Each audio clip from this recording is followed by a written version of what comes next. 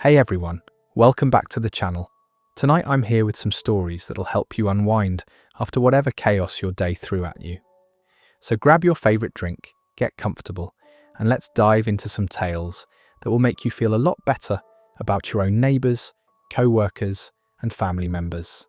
Our first story comes from someone dealing with a neighbour situation that's driving them absolutely insane. I live in a duplex with shared trash pickup, and every single week my neighbour fills up my trash can before I even get a chance to use it. I'm talking completely full, like stuffed to the brim with their garbage. I first noticed it about 3 months ago when I went to take out my weekly trash and found my can already overflowing with bags I didn't recognise. At first I thought maybe the garbage truck had mixed something up, or maybe it was a one-time thing. But then it happened again the next week, and the week after that, I started paying closer attention to the timing. Trash pickup is on Thursdays, and I usually put my can out Wednesday evening. But apparently, my neighbour has been putting their trash in my can sometime Tuesday or Wednesday morning, filling it completely before I even realise what's happening. We have identical trash cans, same size, same capacity, so it's not like theirs is broken or smaller than mine. The really frustrating part is that I end up having to hold on to my trash for an entire extra week because there's literally no room left in my own. I've tried putting my trash out earlier, but somehow they always beat me to it. I've tried talking to them about it, knocking on their door multiple times, but they never answer, even though I can hear their TV on inside. Last week I decided to try a different approach. I left a polite note on their door explaining the situation and asking if we could work out some kind of schedule or solution. The note disappeared, so I know they got it, but nothing changed. If anything, it got worse. This week I found not just trash bags in my can, but also loose garbage, just thrown in without bags. Food scraps, dirty diapers, all kinds of disgusting stuff just dumped directly into my bin. I contacted my landlord thinking maybe they could help mediate, but they said disputes are between tenants, and they don't get involved unless it becomes a bigger property issue. The city won't do anything either because technically the trash is getting picked up, just not from the right person's can. I'm at the point where I'm considering buying a lock for my trash can, which feels ridiculous, but I don't know what else to do. I shouldn't have to secure my garbage like it's valuable property. But here we are. Yesterday I caught my neighbour in the act, saw them through my window, dragging 2 big bags over to my can at 6 in the morning. When I went outside to confront them, they just pretended not to hear me and went back inside their apartment. The whole thing is making me feel crazy because it's such a simple problem that should have such a simple solution, but apparently we can't function like normal adults who communicate about shared resources. I'm paying for trash service and essentially getting none of it because someone else is using my entire allocation every single week. That story ends there. The sheer nerve of someone thinking your trash can is community property is baffling. Like, how do you even develop that level of entitlement about garbage disposal? Some people really will take advantage of anything they can get away with. Speaking of people who don't understand boundaries, this next story is about family priorities that are completely backwards. My mum forgot my birthday last week, but 3 days later, she called me specifically to sing happy birthday to my dog, over speakerphone. I turned 32 on Tuesday, which is kind of a big deal because it's the first birthday I've had since my divorce was finalised. I was really looking forward to hearing from family, especially my mum, who usually makes a huge deal out of birthdays with cards and phone calls, and sometimes even surprise visits. Tuesday came and went without a word from her.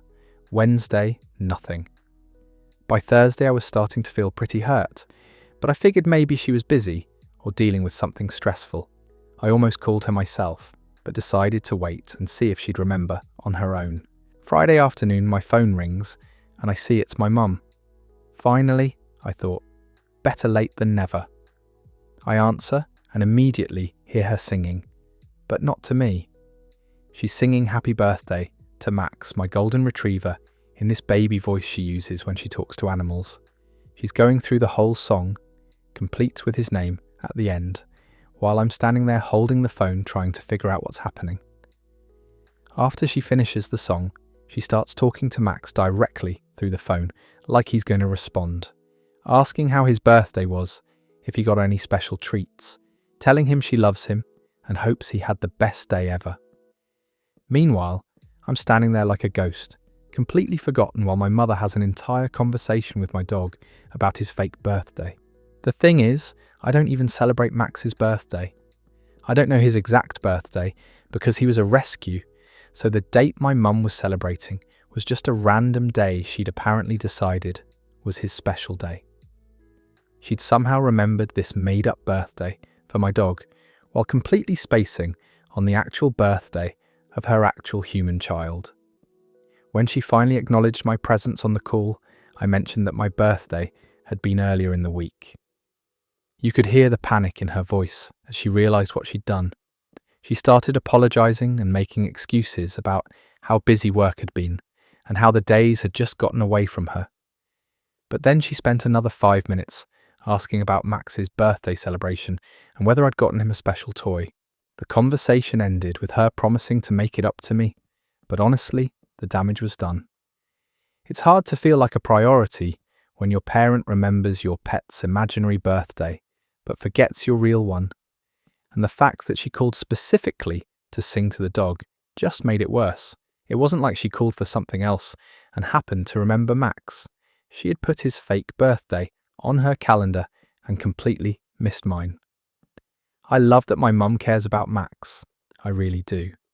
But it stings to realise that in her mind, my dog's happiness was more important than acknowledging my existence on the one day a year that's supposed to be about me.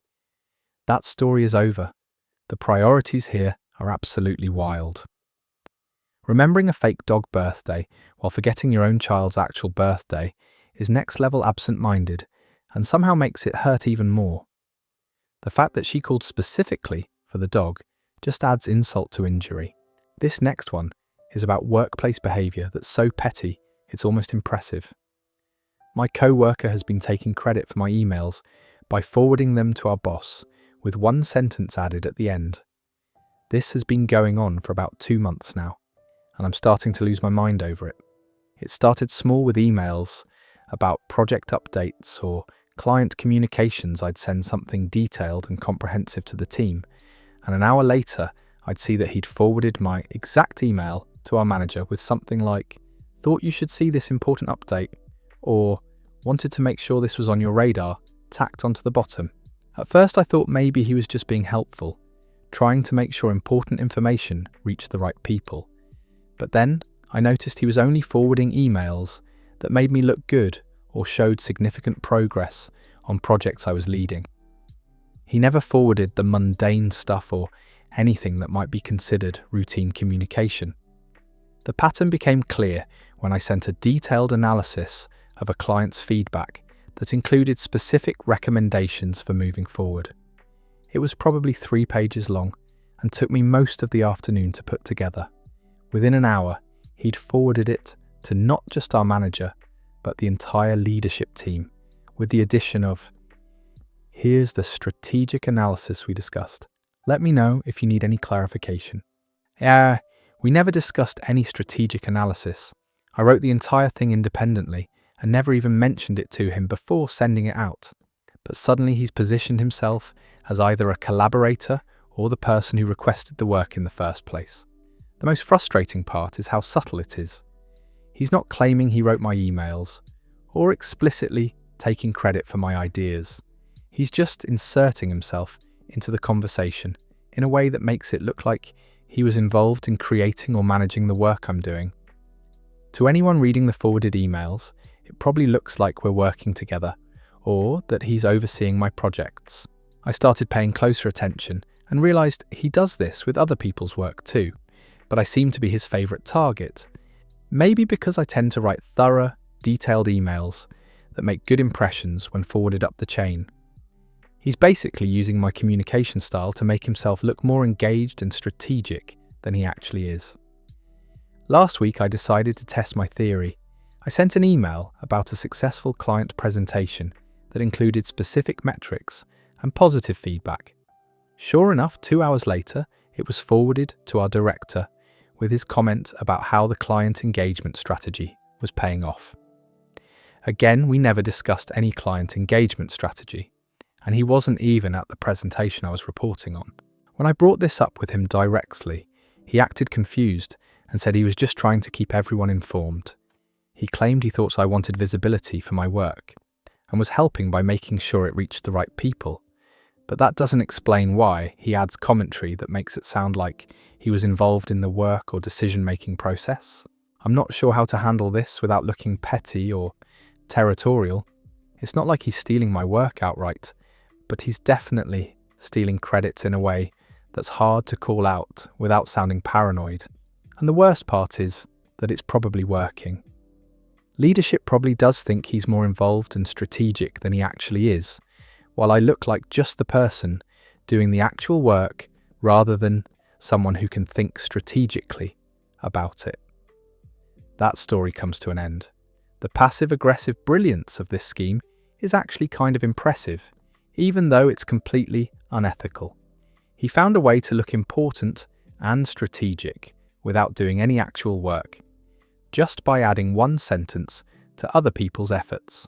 Our next story involves family members who apparently don't understand the concept of borrowing. My sister asked to borrow my favourite leather jacket for a date, and I found it listed for sale online 3 days later. The jacket was a birthday gift from my best friend 2 years ago. This really nice vintage-style leather jacket that I'd been wanting forever. It fits perfectly and goes with everything, so I wear it constantly. It's probably my favourite piece of clothing. Last Friday, my sister called and asked if she could borrow it for a dinner date she had planned. She said her own jackets were all either too casual or too dressy for the restaurant they were going to, and mine would be perfect. I was a little hesitant because I'm protective of that jacket, but she promised she'd take good care of it and return it the next day. She picked it up Friday afternoon, and I didn't think much about it until Sunday, when she still hadn't brought it back. I texted her asking when I could get it, and she said she'd drop it off during the week when she had time. Monday came and went, then Tuesday. By Wednesday, I was getting annoyed and started calling instead of texting. That's when she told me she couldn't return it because it didn't fit her right anyway, and she'd decided to sell it instead of giving it back. Just like that. Like it was the most normal thing in the world. I thought she was joking at first, but she was completely serious. She said since it didn't work for her body type, she figured she might as well make some money off it, rather than have it hanging in her closet. Unworn, I told her, that made no sense because it wasn't her jacket to sell. It was mine, and I wanted it back. That's when she got defensive and started claiming that I never really wore it that much anyway, which is completely false. She also said that since I have plenty of other jackets, losing one wouldn't be a big deal for me. The conversation got heated pretty quickly. She kept insisting that she was doing me a favour by selling it since it apparently didn't fit her properly, which somehow meant it was bad quality or the wrong size. Her logic made absolutely no sense. The jacket fits me perfectly, which is why I love it and wear it all the time. When I demanded to know where she'd listed it for sale, she reluctantly told me it was on one of those local marketplace apps. I found the listing within minutes. She'd posted it for almost twice what my friend had originally paid for it, with photos of her wearing it and a description calling it barely worn. She was trying to make a profit off my borrowed jacket while claiming it didn't fit right. I screenshot the listing and sent it to her, demanding she take it down immediately. She got mad at me for tracking her down and said I was being controlling about a piece of clothing. But when I threatened to report the listing as stolen property, she finally agreed to remove it and return the jacket. When she brought it back, she was still insisting that she'd done nothing wrong and that I was overreacting. She kept saying things like, "It's just a jacket and I don't know why you're so attached to material things." But this wasn't about materialism. It was about trust and basic respect for other people's belongings. The whole experience made me realise I can't trust my sister with anything valuable or meaningful to me. If she's willing to steal and sell something I specifically asked her to borrow and return, what else would she be willing to take if given the opportunity. That story ends there. The mental gymnastics required to justify selling someone else's jacket because it doesn't fit right anyway is truly Olympic-level rationalization. Some people really will find any excuse to turn someone else's kindness into their own profit. Moving on to our next tale about neighbours who don't understand property lines. My neighbour installed a doorbell camera facing my yard, and it catches me every time I take out the trash. When I moved into my house 6 months ago, everything seemed normal with the neighbour's quiet street. Friendly waves, the usual suburban setup. But last month, the guy next door, who I'd barely spoken to beyond basic pleasantries, installed one of those video doorbell systems. At first, I didn't think much about it. Lots of people have them for security and package delivery notifications. But then I started noticing the angle was weird. Instead of pointing toward his own front door and walkway, the camera was positioned to capture a wide view that included most of my front yard, my driveway, and even part of my side yard where I keep my garbage cans. I realised this when I was taking out the trash one morning and heard the little notification chime that these cameras make when they detect motion. I looked over and could clearly see the red recording light was on, pointed directly at me in my own yard. It felt invasive, like I was being watched every time I stepped outside my own house. The really annoying part is that his camera captures me doing completely mundane things that should be private. Taking out the garbage, getting my mail, loading groceries from my car, even just walking from my front door to my driveway. All of these normal activities are now being recorded by his security system, and I have no idea what he's doing with that footage or who else might have access to it. I tried to approach him about it diplomatically. I knocked on his door and explained that his camera seemed to be recording my property and asked if he could adjust the angle to focus only on his own space. He got defensive immediately, saying he had every right to install security cameras on his own house, and that if I didn't want to be recorded, I shouldn't be doing anything suspicious. The conversation went downhill from there. He kept insisting that his camera was pointed at his property, but I could literally see from where we were standing that it was capturing my entire front yard. When I pointed this out, he said that public areas were fair game and that I was being paranoid about normal security measures. I contacted my homeowners association thinking they might have rules about cameras that record neighbouring properties.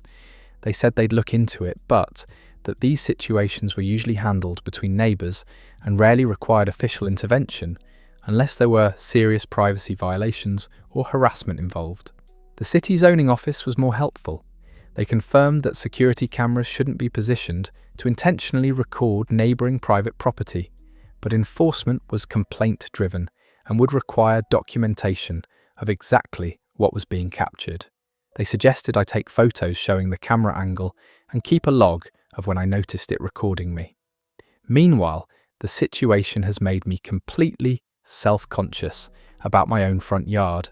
I find myself rushing to get the mail or timing my trips to the garbage cans for when his car isn't in the driveway, hoping he's not home to review whatever footage his system is collecting.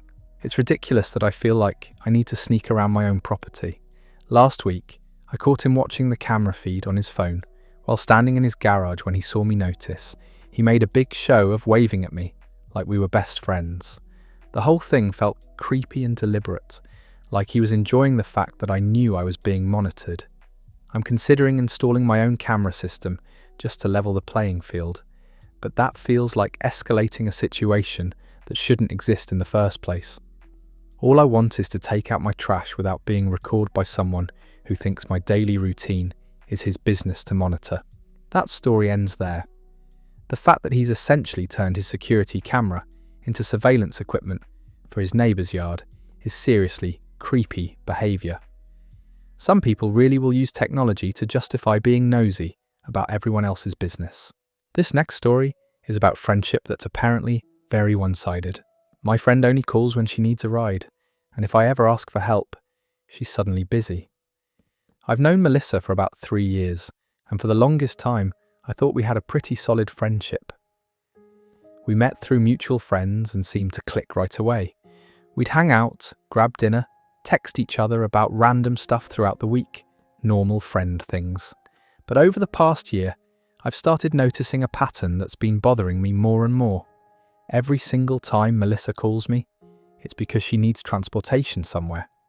Her car broke down, or she's going somewhere her boyfriend can't drive her, or she doesn't want to pay for parking downtown.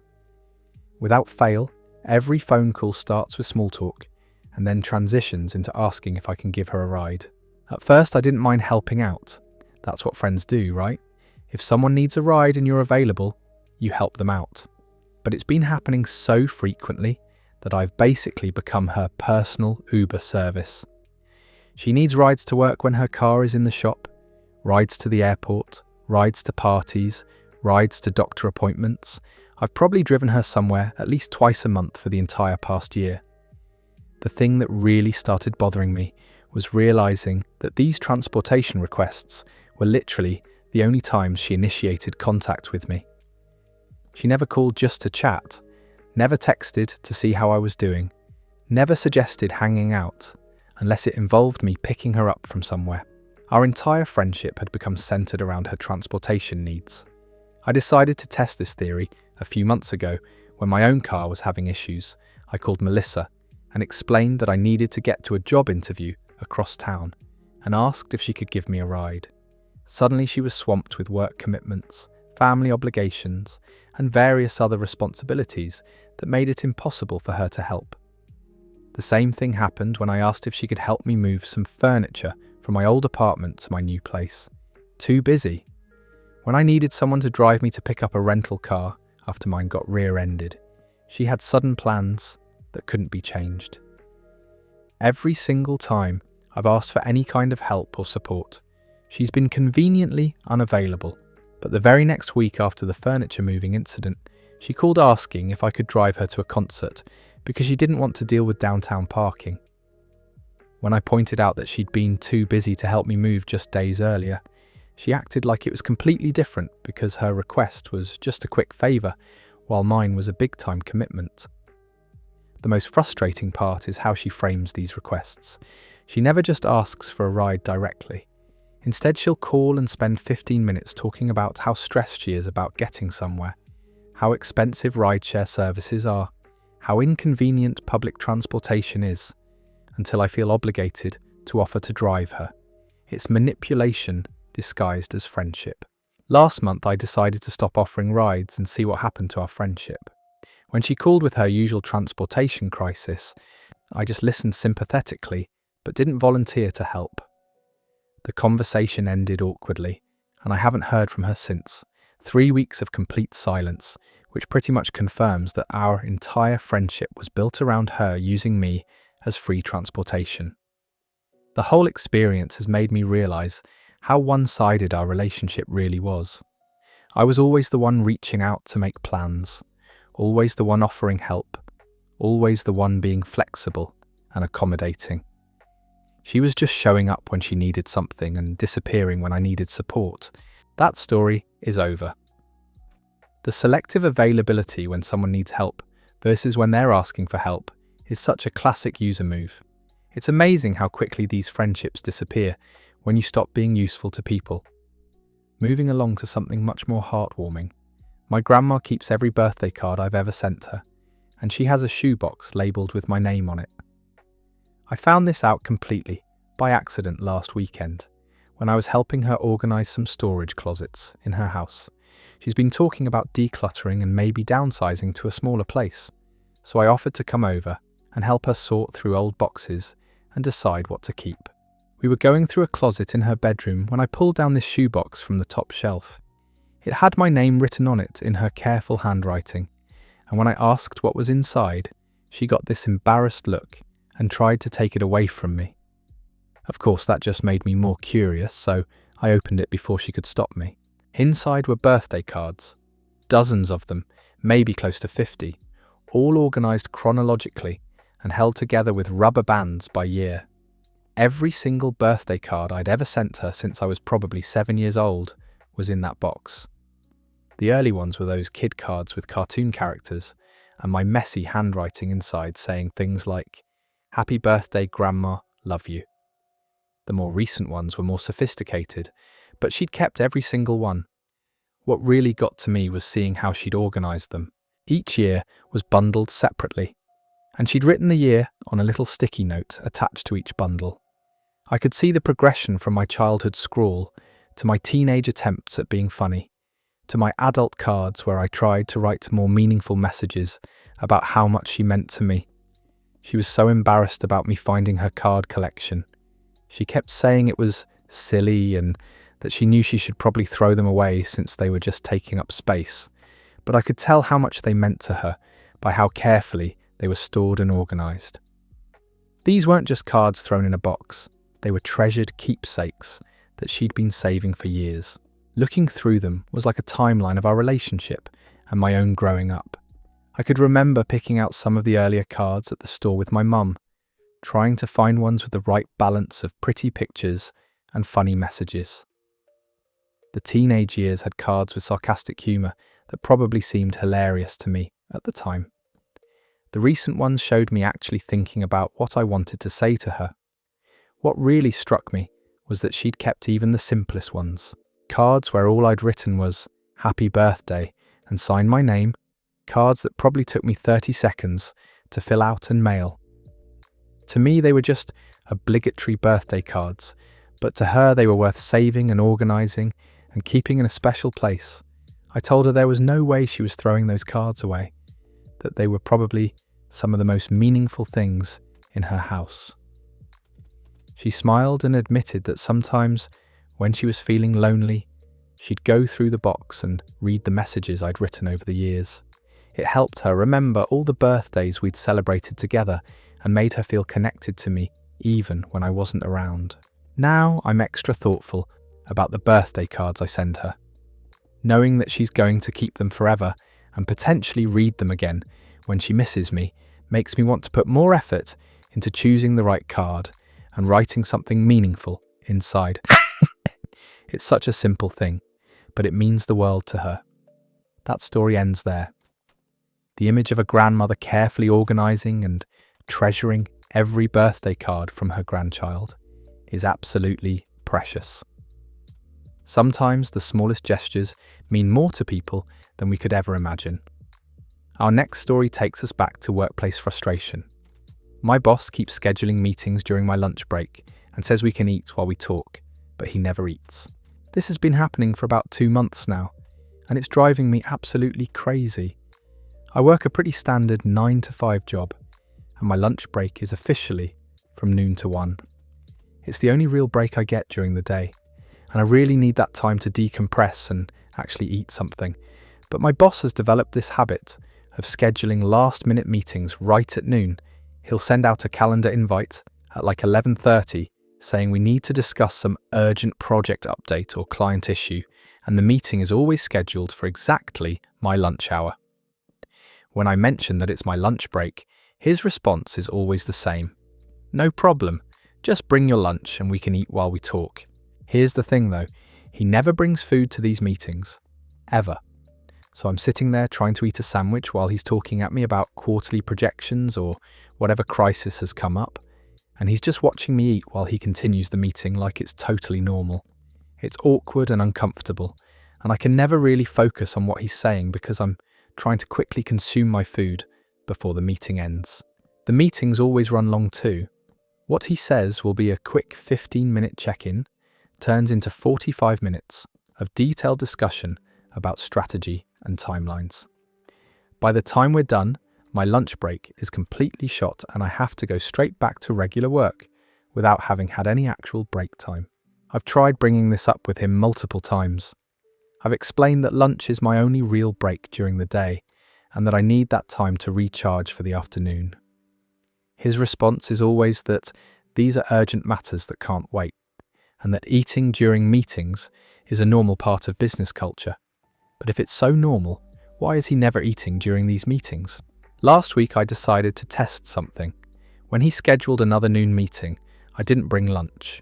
I figured if we were really supposed to be eating while we talked, he'd bring food too, or at least notice that I wasn't eating. The meeting went exactly the same way as always, Except now, I was hungry and distracted the entire time.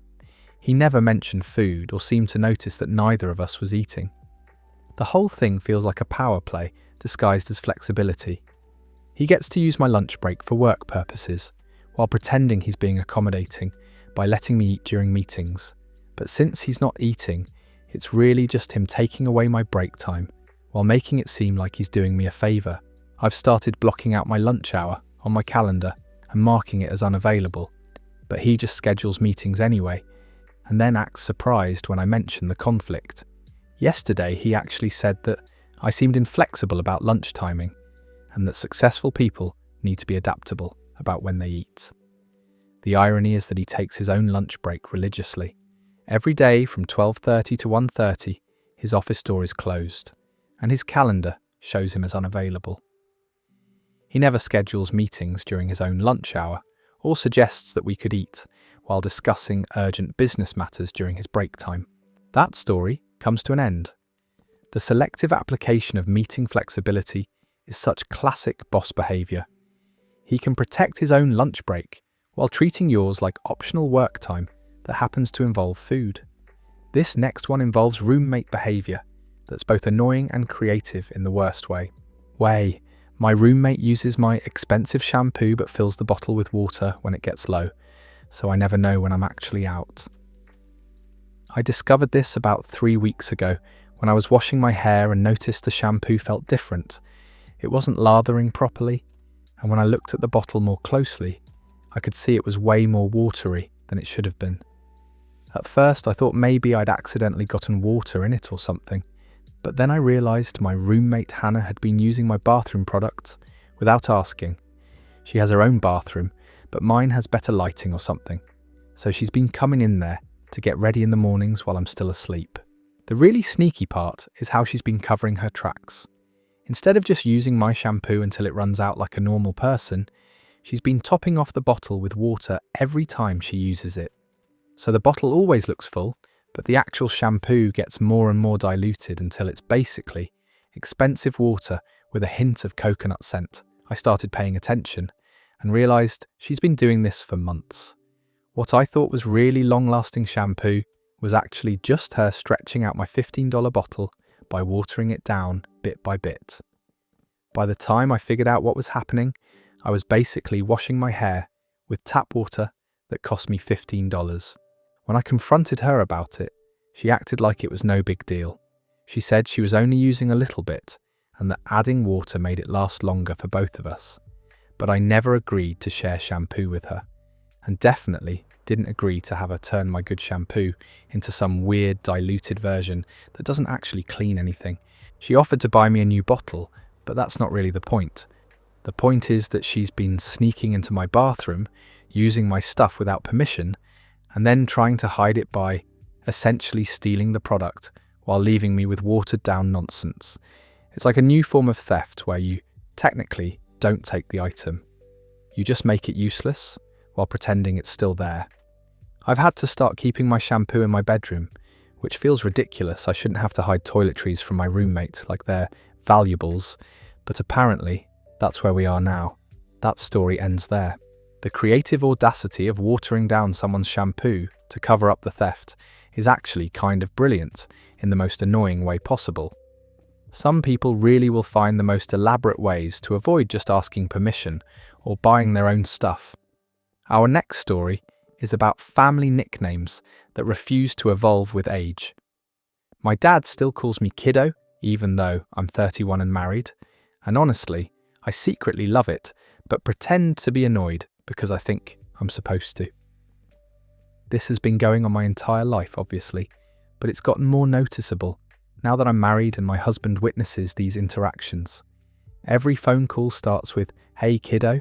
Every text message is signed, "Love Dad," with some variation of the nickname worked in. At family gatherings, he'll introduce me to new people as "this is my kiddo," even when I'm standing there in business attire talking about mortgage rates or whatever adult topic is happening. My cousins think it's hilarious because their parents stopped using cute nicknames once they hit middle school, but my dad has never wavered. The weird part is that I've been putting on this show of being embarrassed by it for years. I'll roll my eyes or say, "Dad, I'm married now," or make jokes about how I'm too old for nicknames. But the truth is, every time he calls me kiddo, I get this warm feeling that reminds me of being little and feeling completely safe and loved. My husband pointed this out to me last month. He said I always smile when my dad uses the nickname, even when I'm pretending to be annoyed by it. He asked why I don't just tell my dad I like it instead of acting like it bothers me. And I realised I didn't have a good answer.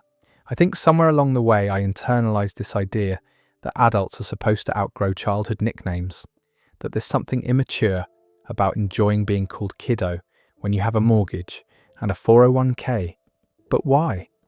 What's actually wrong with having a special name that only your dad uses, especially when it comes from a place of pure love? Last week I decided to stop pretending it bothered me.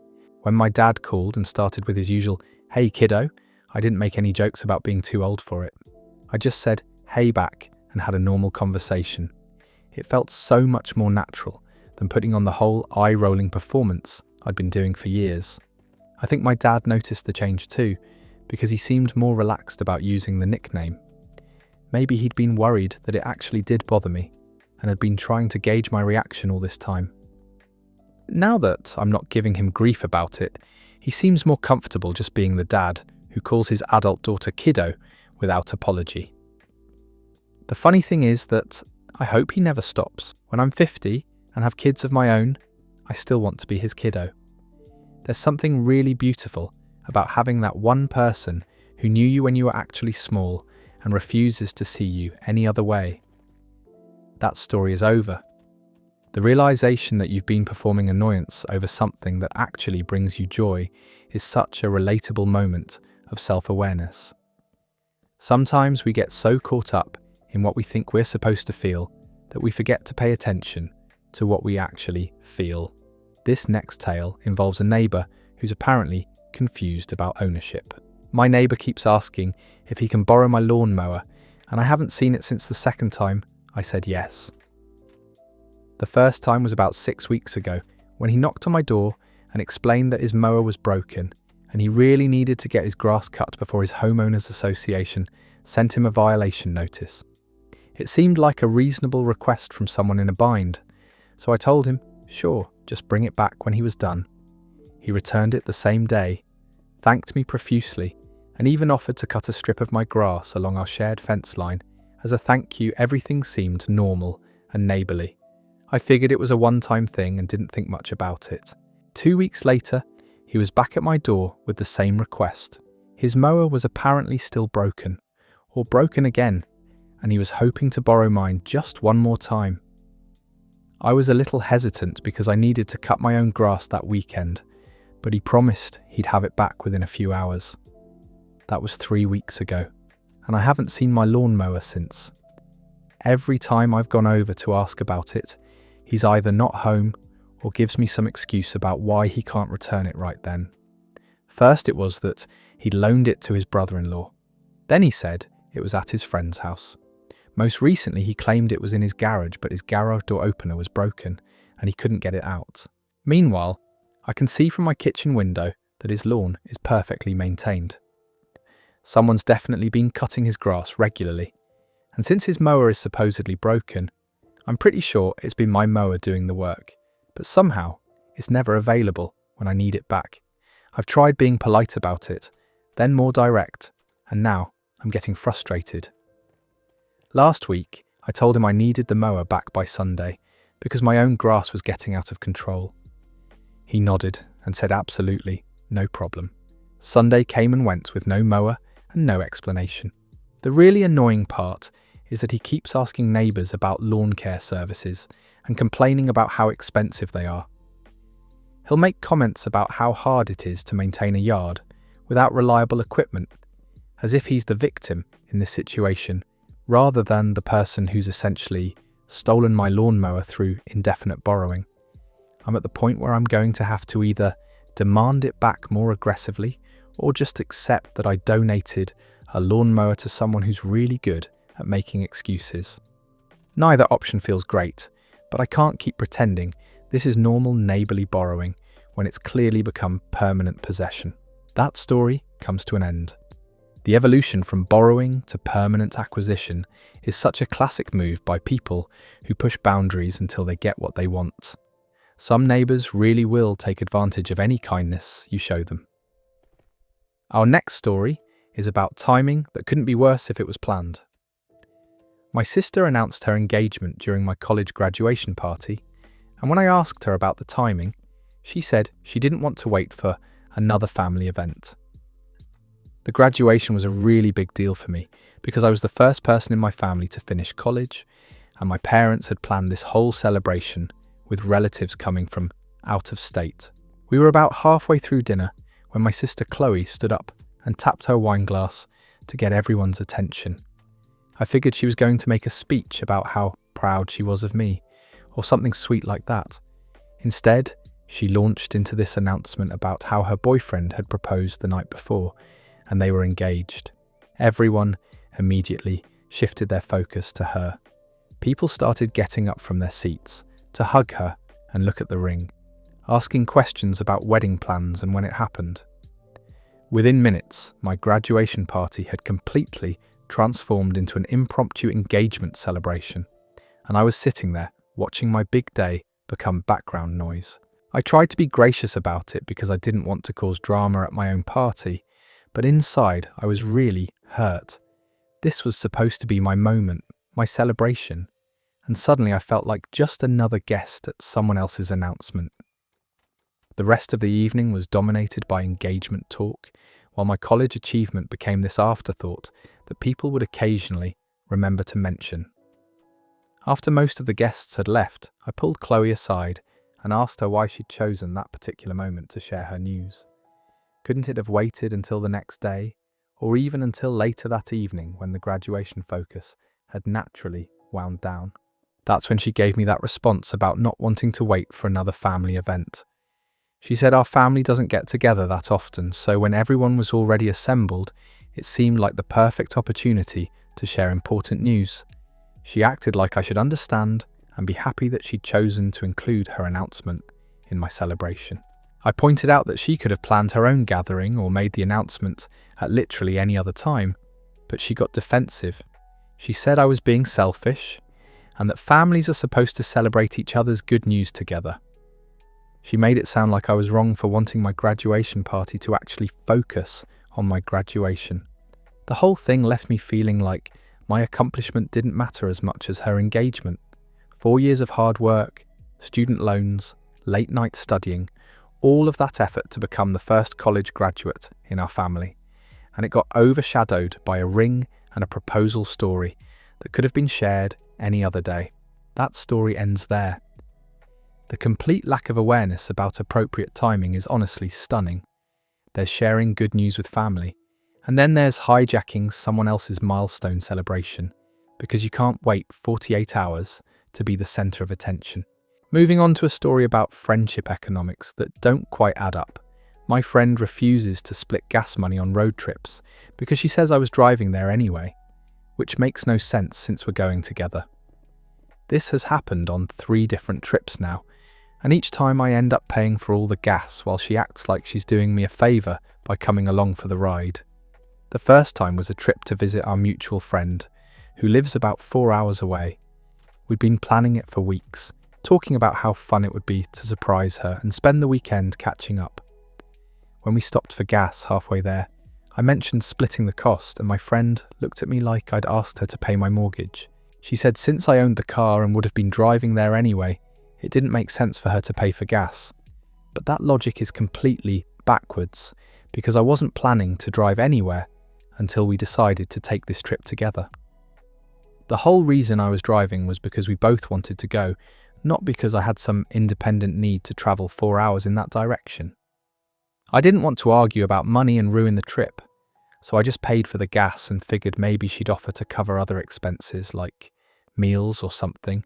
But when we stopped for lunch, she ordered the most expensive thing on the menu, and then sat there scrolling her phone while I dealt with the check. No offer to split it, no acknowledgement that I'd already covered transportation costs. The pattern repeated on our next road trip to a music festival. Again, she insisted that since I was the one with the car, gas money was my responsibility. This time, I tried explaining that her presence in the car was literally the only reason I was making this trip, but she stuck to her weird logic about car ownership somehow making me responsible for all driving-related expenses. What really bothers me is how she frames it, like she's doing me this huge favour by agreeing to come along on trips that we both want to take. She'll say things like, "I'm happy to keep you company on the drive," or "At least you won't have to make the trip alone," as if these are journeys I desperately need to make, and she's graciously volunteering to accompany me. The most recent trip was last month, when we went to see another friend's wedding. She spent the entire drive talking about how excited she was to be there, how she'd been looking forward to this wedding for months, how she couldn't wait to see everyone. But when we stopped for gas, same story. My car, my gas money, she's just along for the ride. I've started declining her suggestions for road trips because I can't afford to subsidise someone else's travel just because I happen to own a vehicle. It's frustrating because I actually enjoy her company and would love to keep taking these trips, but not if I'm expected to cover all the transportation costs while she acts like she's doing me a favour. That story is over. The mental gymnastics required to turn being someone's travel companion into a charitable service you're providing is truly impressive. Some people really will find any excuse to avoid paying their fair share while making it sound like they're the generous one in the situation. This next story involves an aunt whose concept of punctuality is apparently very different from everyone else's. My aunt always shows up 2 hours early for every party, and I mean every single time without fail. Family birthday parties, holiday gatherings, casual barbecues. It doesn't matter what the occasion is or what time we tell her to come. She arrives exactly 2 hours before the stated start time and acts like this is completely normal behaviour. Last weekend was my cousin's baby shower, scheduled to start at 2 in the afternoon. At noon, while I was still in my pyjamas helping set up decorations, the doorbell rang. There was my aunt standing on the porch with a casserole dish and a big smile, ready to celebrate like the party had already begun. She walked in and immediately started commenting on how nice everything looked, asking where she should put her food contribution, wondering when the other guests would arrive. Meanwhile, the host was still in the shower.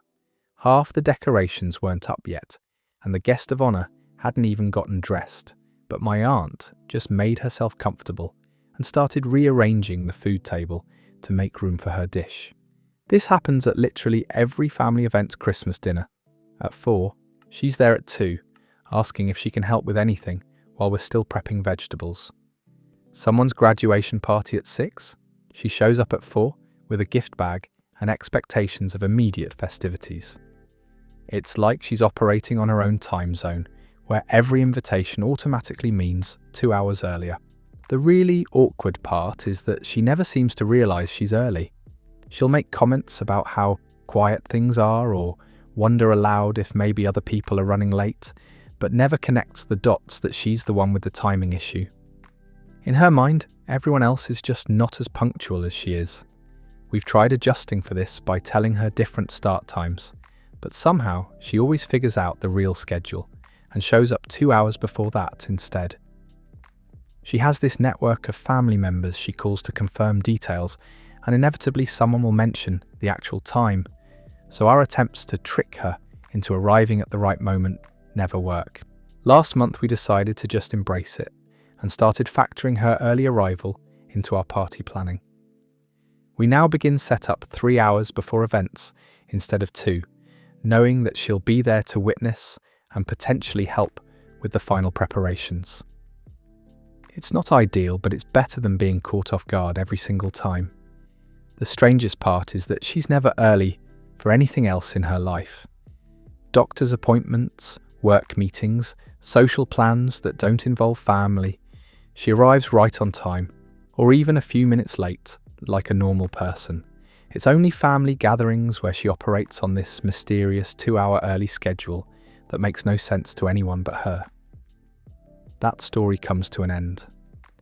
The precision of being exactly 2 hours early to every event suggests this isn't accidental behaviour, but some kind of deliberate strategy that only she understands. Some family members really do march to their own drummer, even when that drummer is apparently 2 hours fast. Our next story deals with workplace identity confusion that's reached ridiculous levels. My boss calls me by the wrong name in every single email he sends, and at this point, I've just given up correcting him and started answering to it. This started about 8 months ago when I began working at my current job. My name is Dylan, which isn't particularly complicated or unusual, but from day one, my boss has been calling me Dennis in all written communication. It started with the welcome email on my first day. "Welcome to the team, Dennis. Looking forward to working with you." I figured it was just a typo, or maybe he was thinking of another employee. I politely corrected him in my response, signing my name clearly and mentioning that it's actually Dylan, not Dennis. The next email came a week later. "Dennis, can you handle the Morrison account?" Again with Dennis. I corrected him again, this time more directly, saying something like, "Just to clarify, my name is Dylan, but yes, I can definitely take care of the Morrison account." I thought that would settle it, but the Dennis emails kept coming. Project assignments for Dennis, meeting invites addressed to Dennis, performance feedback praising Dennis for his excellent work. Every single piece of written communication from my boss had me as Dennis, no matter how many times I corrected him, or how clearly I signed my actual name in responses. The weird thing is that, in person, he calls me Dylan correctly. During meetings, casual conversations, even when introducing me to clients, he gets my name right every time. It's only in emails and written messages where I mysteriously transform into Dennis. Like his brain, has 2 completely separate filing systems for verbal and written communication. After about 3 months of polite corrections that were completely ignored, I started getting more direct about it. I'd begin my email responses with, "Hi, boss's name, Dylan here," or I'd put my name in bold in my signature. Nothing worked. Dennis persisted in every email exchange.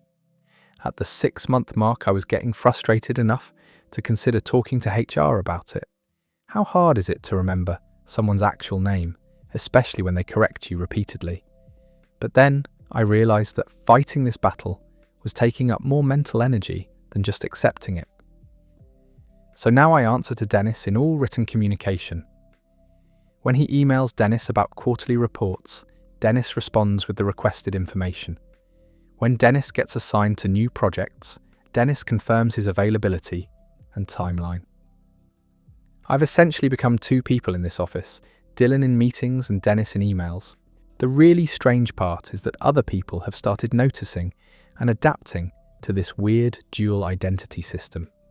Co-workers will forward me emails saying things like, "This one's for Dennis," with a wink emoji. The administrative assistant now addresses written memos to Dylan/Dennis to cover all bases. My business cards say Dylan, my nameplate says Dylan, my email signature says Dylan, but in my boss's world, I'm Dennis, and apparently always will be. At this point, I'm curious to see how long this can go on without him realizing his mistake. That story ends there. The commitment to being wrong about something as basic as an employee's name for 8 months straight is actually impressive in its consistency. Sometimes you have to admire the dedication people have to their mistakes, even when those mistakes involve your fundamental identity. Moving on to family behaviour that's both copying and concerning. My cousin keeps copying my outfits, and she shows up to every family event dressed like my reflection. It started about 6 months ago at my nephew's birthday party. I'd worn this cute floral dress I'd just bought. Nothing too fancy, but something that made me feel confident and put together. When my cousin arrived an hour later, she was wearing the exact same dress, same colour, same pattern, same everything. At first I thought it was just a weird coincidence. We shop at some of the same stores and it's not like floral dresses are uncommon.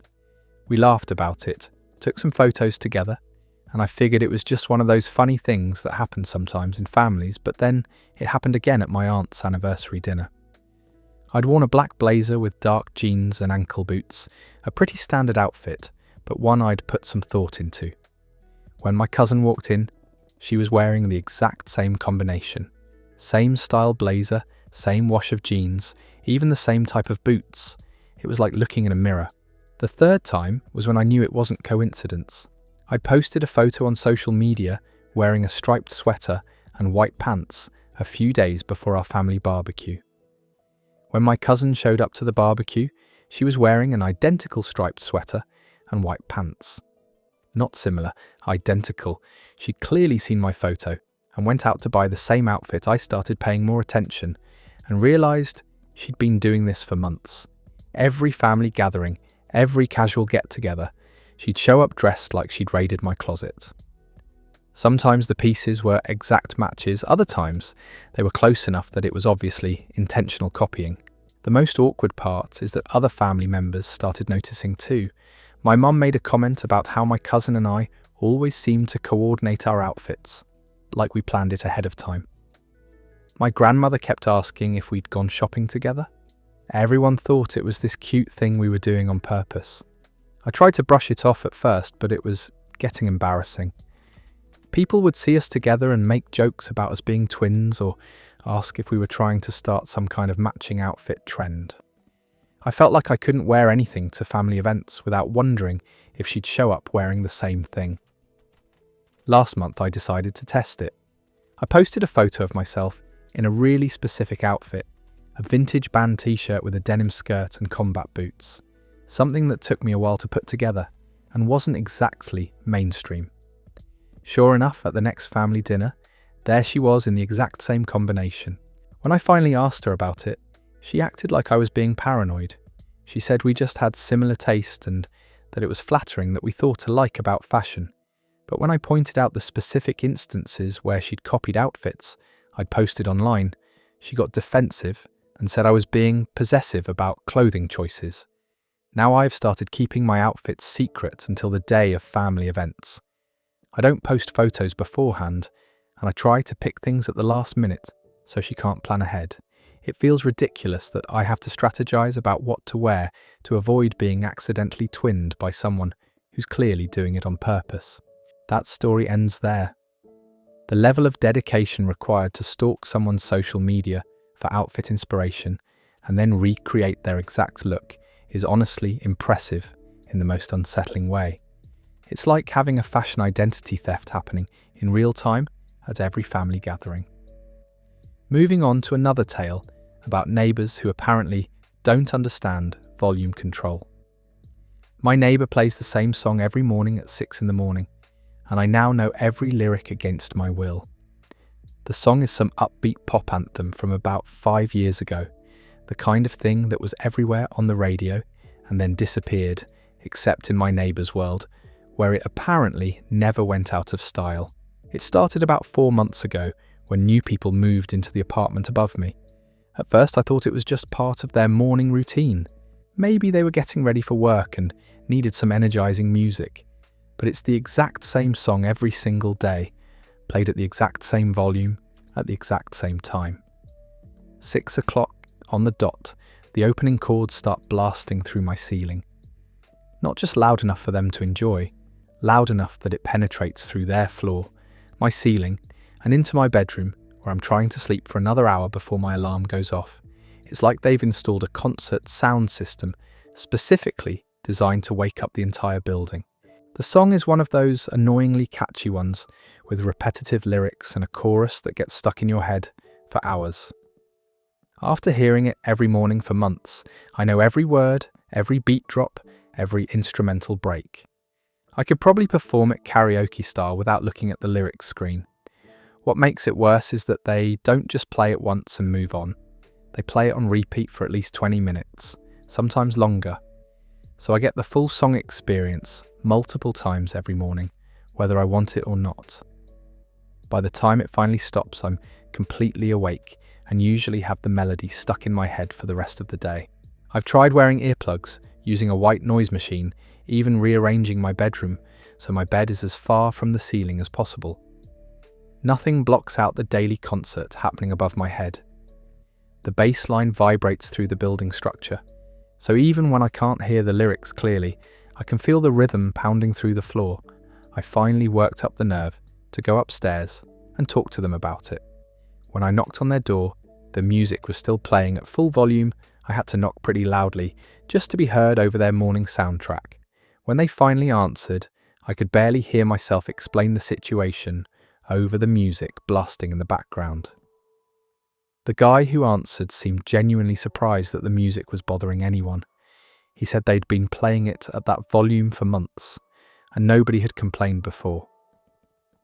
When I mentioned that 6 in the morning was pretty early for loud music, he said that was when they worked out and they needed energizing songs to get motivated. He agreed to turn it down, and for about a week the volume was more reasonable. I could still hear it, but it wasn't rattling my windows anymore. But then gradually, it crept back up to the original volume, and now we're back to the daily concert experience that starts my morning whether I want it to or not. The most frustrating part is that it's actually a decent song. If I heard it occasionally on the radio or in a store, I'd probably enjoy it. But when you're forced to listen to the same 3.5-minute track every single morning for months, even the best song becomes a form of torture. That story comes to an end. The transformation of a perfectly good song into a daily alarm clock from hell is such a special kind of neighbour torture. By this point, that song is probably permanently etched into their brain like some kind of unwanted morning anthem. This next story involves family members who refuse to accept that some people are capable of handling their own romantic lives. My mum tries to set me up with her co-workers' kids, and I'm 29 years old, and she's absolutely relentless about it. It started about 2 years ago when I mentioned being single during a casual phone conversation. What I thought was just normal life, update sharing turned into my mum's personal mission to find me a spouse through her extensive network of workplace connections. The first setup attempt was with her desk neighbour's son who worked in accounting somewhere across town. My mum had apparently gotten his number from his mother and just gave it to me with instructions to call him and suggest coffee. When I explained that I don't typically cold call strangers for dates, she said I was being too picky and that good relationships take effort to start. When I didn't call the accounting guy, she took matters into her own hands and gave him my number instead. I got a text from someone I'd never met saying his mother and my mother thought we should meet, and could we set up dinner sometime this week? It was possibly the most awkward way to start a potential romantic connection, but I agreed to one coffee just to get my mum off my back. The coffee was fine, but there was zero chemistry, which I reported back to my mum thinking that would be the end of it. Instead, she asked what specifically was wrong with him and whether I'd given him a fair chance. When I said we just didn't click, she suggested maybe I should try a second date to be sure. Since then, the setups have been constant. Her co-worker's nephew who just moved to town and needs to meet people. Her boss's son who recently got divorced and is ready to date again. The mailroom guy's brother who she thinks would be perfect for me based on absolutely no information about my actual preferences or personality. She's created elaborate backstories for all these potential matches, describing their careers and hobbies. Like she's reading from dating profiles she's created in her head. She'll text me photos of them that she's gotten from their mothers, along with detailed explanations of why we'd be compatible based on things like our similar heights or the fact that we both went to college. The most embarrassing incident was when she invited one of these guys to her birthday party specifically so I could meet him in person. She didn't tell me this was the plan, so I showed up to what I thought was a normal family celebration, only to be introduced to this random guy who clearly knew he was there to meet me while I had no idea what was happening. Last month she started a group text with me and 3 different mothers from her office, all of whom have single adult children they want to set up. They were trading information about their kids, like they were arranging some kind of romantic stock exchange. I had to leave the group chat when they started sharing our photos with each other without asking. The worst part is that she's convinced this is helpful and that I should be grateful for her efforts. She keeps saying things like she just wants me to be happy and that sometimes you need help meeting the right person, but what she's actually doing is treating my love life like a project she needs to manage instead of trusting that I'm capable of forming relationships on my own. I've tried explaining that I'm not desperately seeking a relationship and that I'll meet someone when I meet someone, but she acts like being single at 29 is some kind of crisis that requires immediate intervention through workplace networking.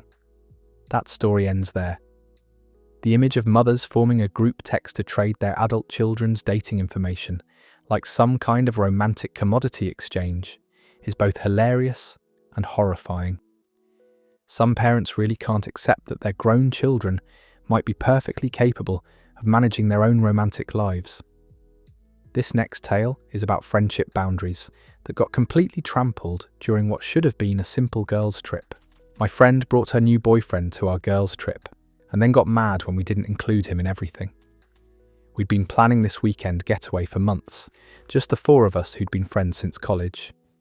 It was supposed to be our annual tradition of catching up, relaxing, and having those deep conversations you can only have when it's just your core group. About a week before the trip, my friend mentioned that her boyfriend might join us for part of the weekend. She said he was going to be in the area anyway for work and might stop by to say hi. We all said that would be fine, figuring he'd maybe have dinner with us one night, and then give us space for the rest of our girls' time. When we arrived at the rental house, he was already there, not stopping by to say hi, but fully moved in with his luggage and apparently planning to stay for the entire weekend. My friend acted like this was the plan all along and seemed confused that we were surprised to see him settled in, like he was part of the original group. The first red flag was when he started weighing in on our dinner plans. We were trying to decide between this cute local restaurant and just cooking something at the house, having one of those democratic discussions that friend groups have, but suddenly he was advocating strongly for the restaurant because he'd looked it up and really wanted to try their steaks.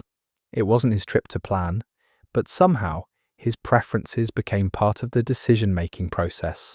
Then during our traditional catch-up session, where we usually talk about everything going on in our lives, he kept interjecting with his own opinions and experiences. One friend was talking about a difficult situation at work, and instead of just listening like the rest of us, he started giving detailed advice about office politics and suggesting strategies she should try.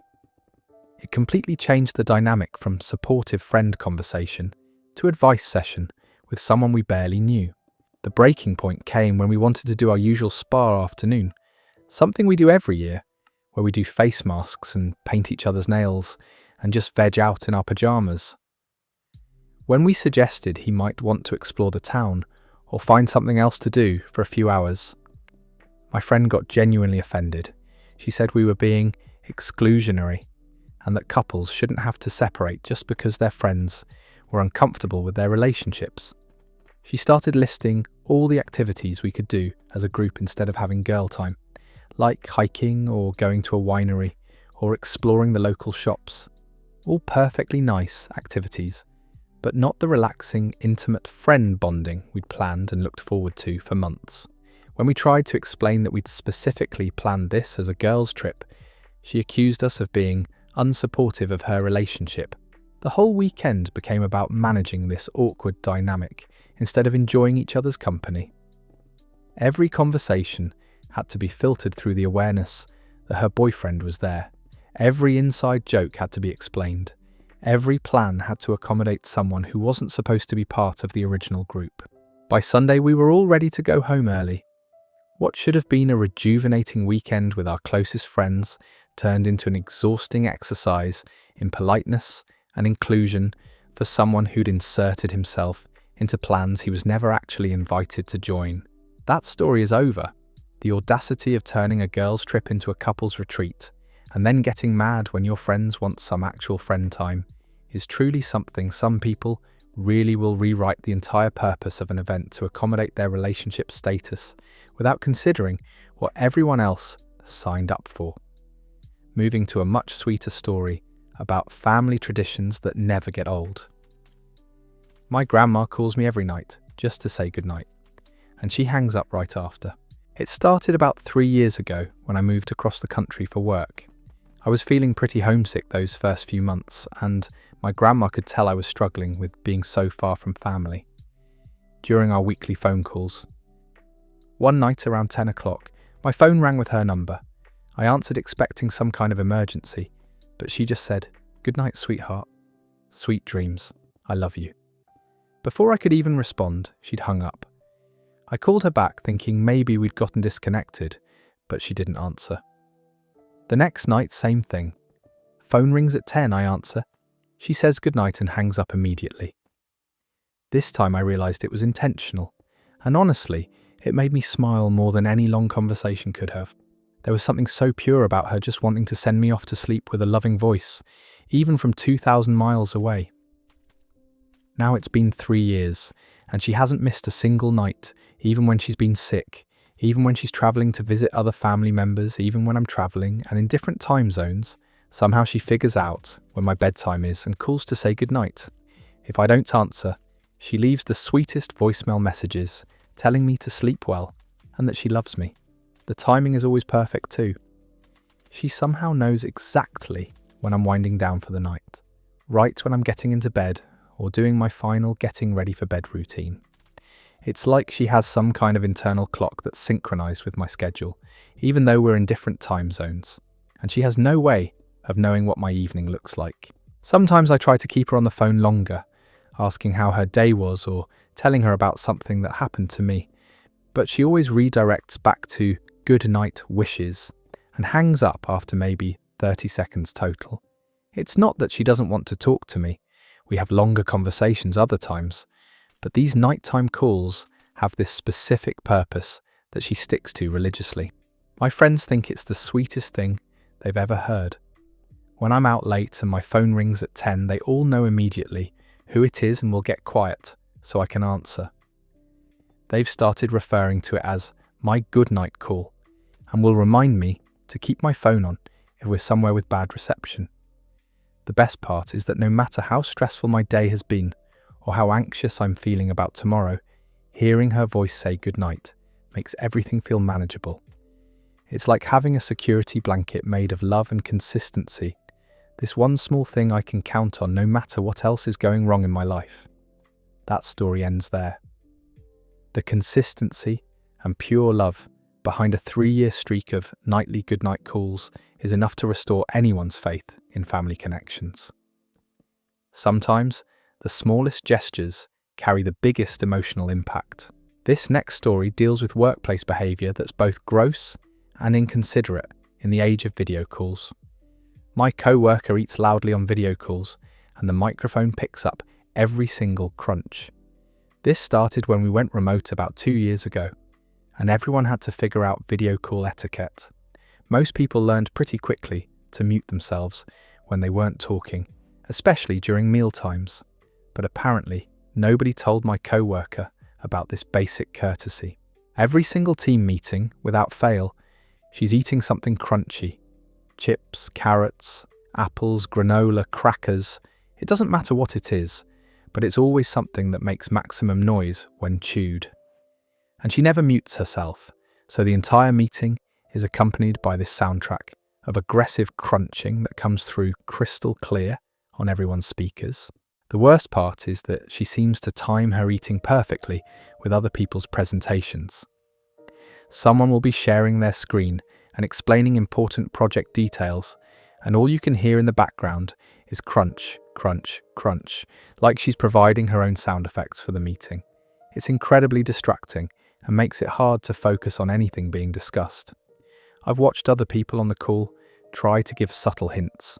They'll make comments about audio quality, mention that someone's microphone seems to be picking up background noise, or even directly suggest that everyone mute themselves when not speaking. She'll nod along like she agrees with these suggestions, but never seems to realise they're directed at her. The crunching isn't quiet either.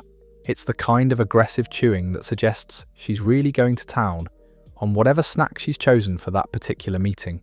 Sometimes you can hear her digging around in chip bags or unwrapping additional food items mid-presentation. It's like she's treating the meeting as her designated snack time.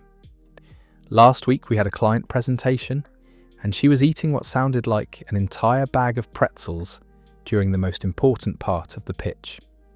The client actually asked if someone could check their audio settings because there was a lot of background noise interfering with the presentation.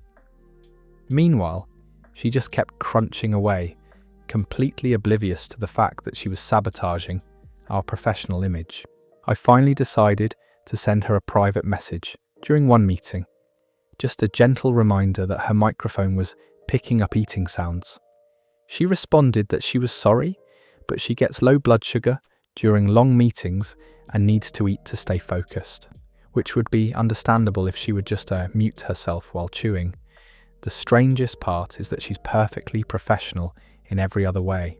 She's punctual, prepared, contributes good ideas to discussions, but somehow the concept of not broadcasting her snack consumption to the entire team has never occurred to her, despite 2 years of remote meeting experience.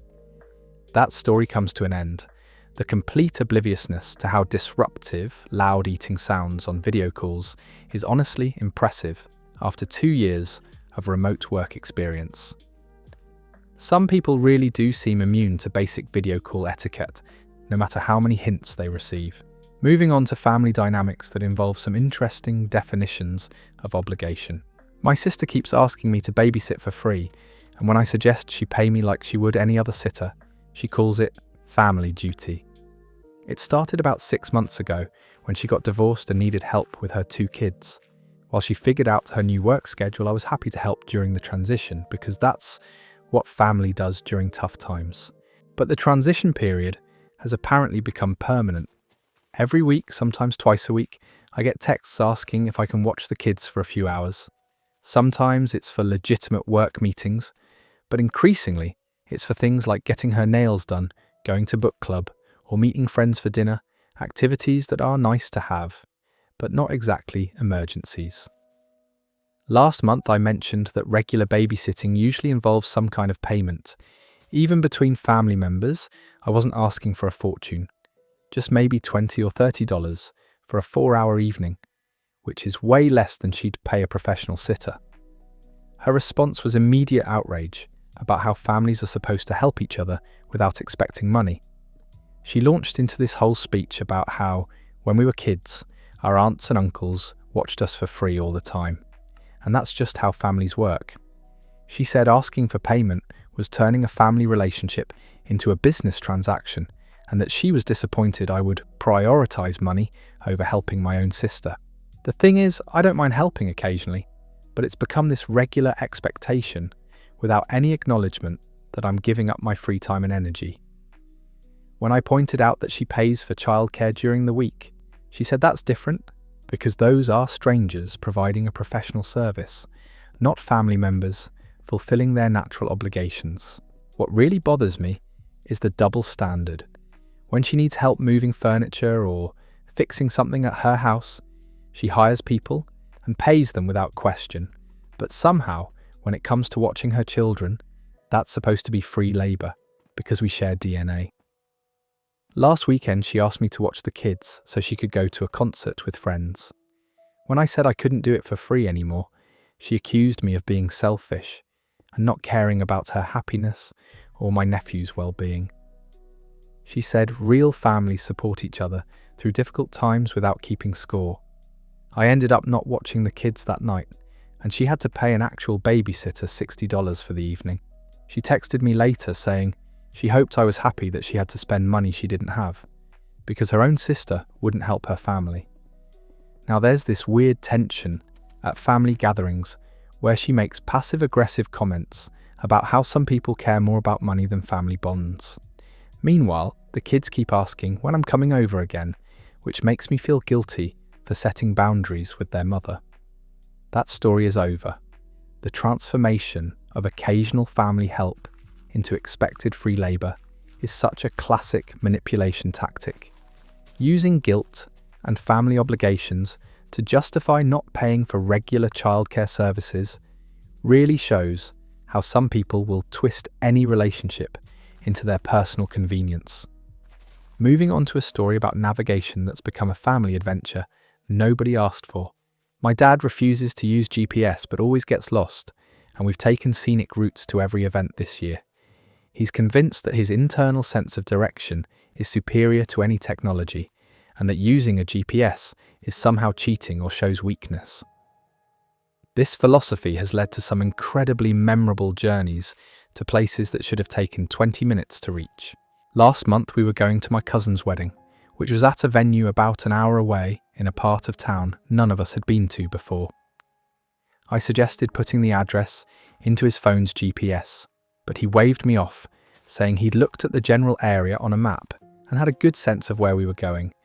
2 hours later, we were driving through what appeared to be an industrial district, past warehouses and shipping facilities, while my dad insisted we were getting close. My mum was frantically trying to call other family members to ask for directions, and I was Googling the venue address on my phone to figure out where we actually were. When we finally arrived at the wedding, we were 45 minutes late and had somehow approached the venue from the completely opposite direction from everyone else. The parking attendant asked if we'd come from the airport, which was apparently the only logical explanation for our arrival route. The pattern repeats itself. For every family event, birthday parties become 3-hour odysseys through unfamiliar neighbourhoods. Anniversary dinners turn into tours of every dead-end street within a 5-mile radius of the restaurant. Holiday gatherings involve at least one phone call to confused relatives, asking for landmarks and street names. My dad has developed this elaborate system of navigation based on things like turn left at the big tree or head toward where the old gas station used to be. He'll reference businesses that closed 10 years ago or use directions like go past the place where your mother bought that lamp in 1987. None of these landmarks are helpful to anyone else in the car. The most frustrating part is that he's genuinely confident in his abilities.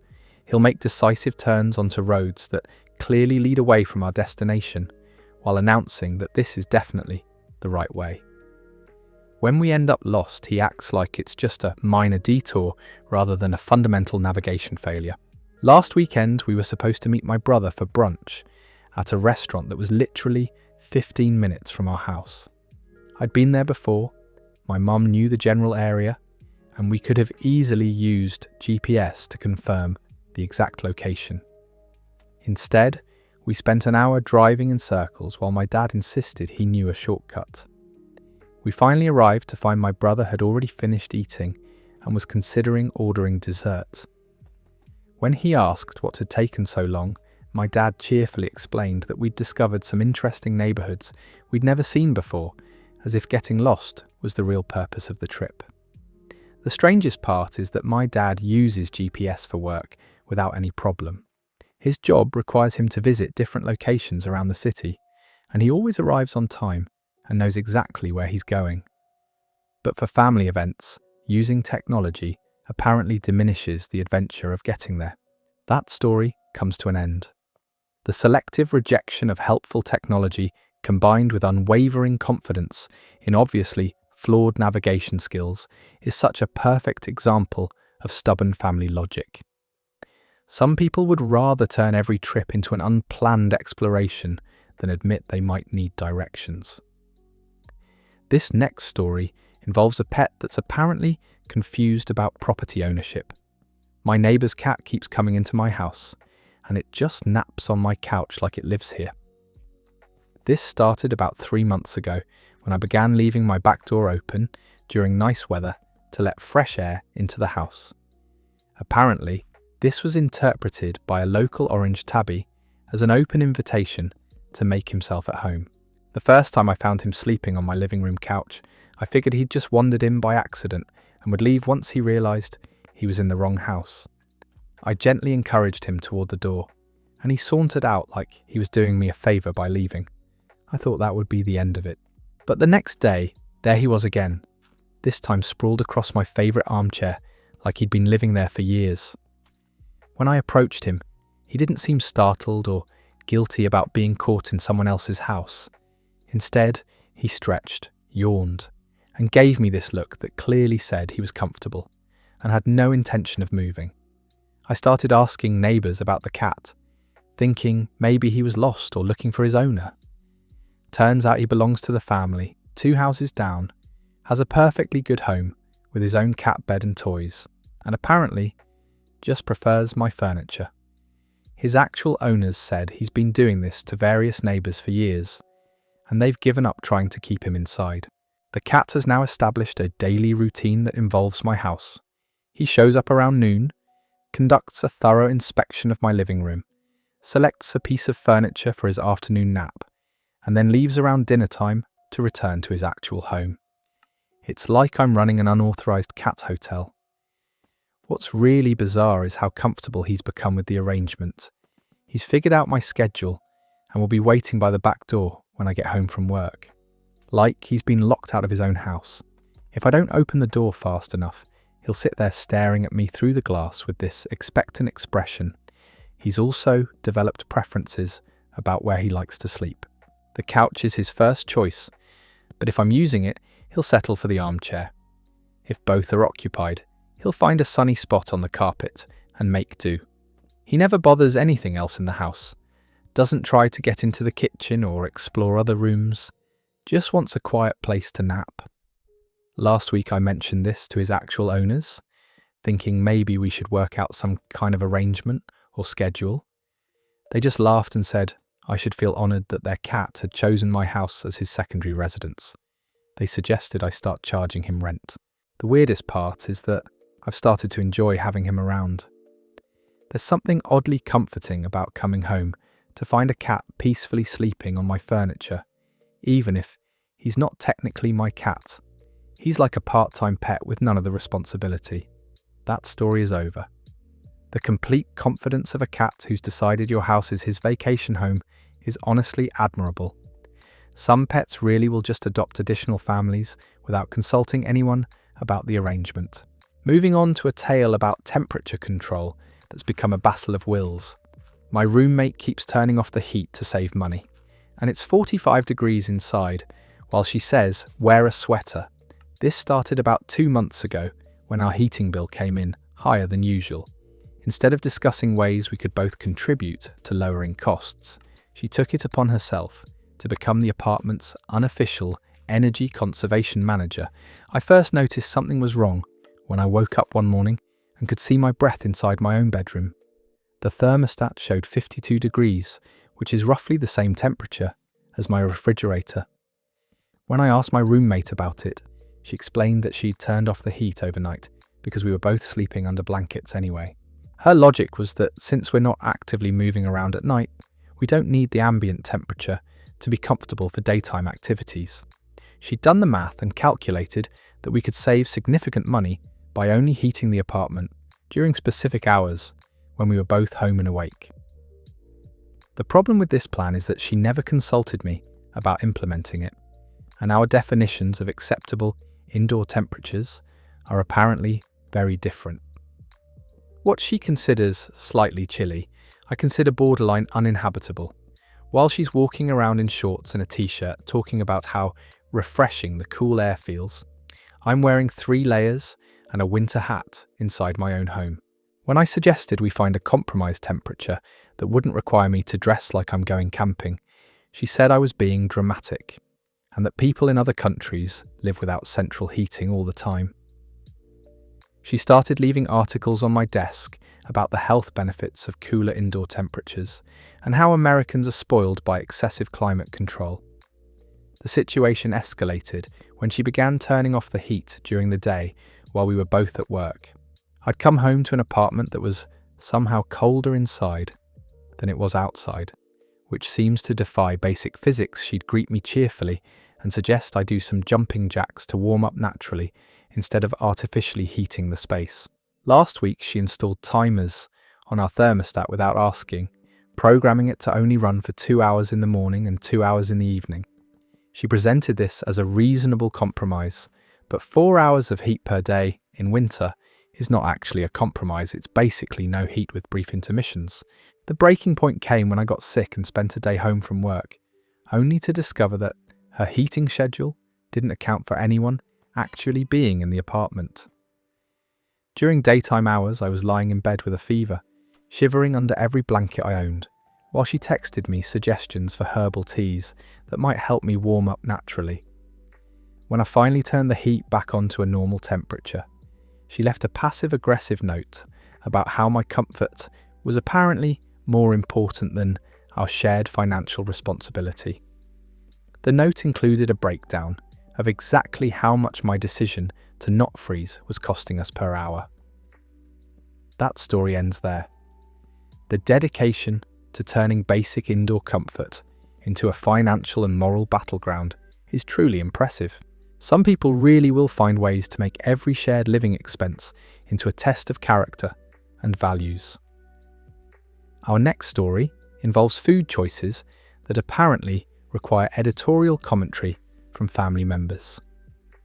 My aunt brings her own food to every family dinner, even Thanksgiving. It started about 5 years ago when she went on some kind of elimination diet and decided that nothing anyone else cooked met her specific nutritional requirements. What began as a temporary dietary restriction has evolved into a permanent rejection of all communal family meals. At first, we were understanding and accommodating.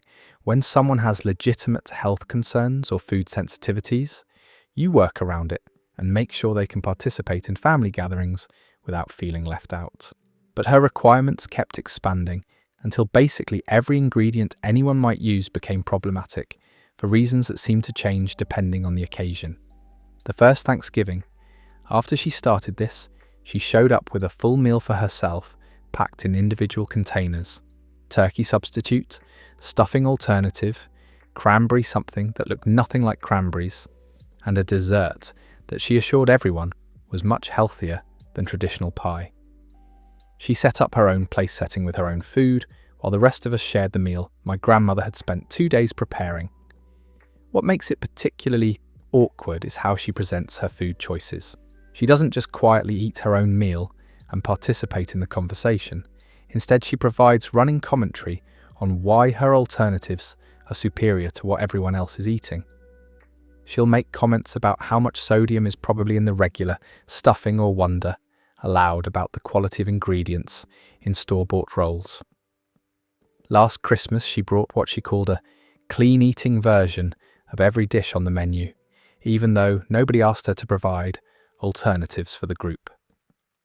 She set up a separate serving area and kept encouraging everyone to try her versions while explaining what was wrong with the traditional recipes we'd been eating for decades. The situation reached peak awkwardness at my cousin's wedding reception.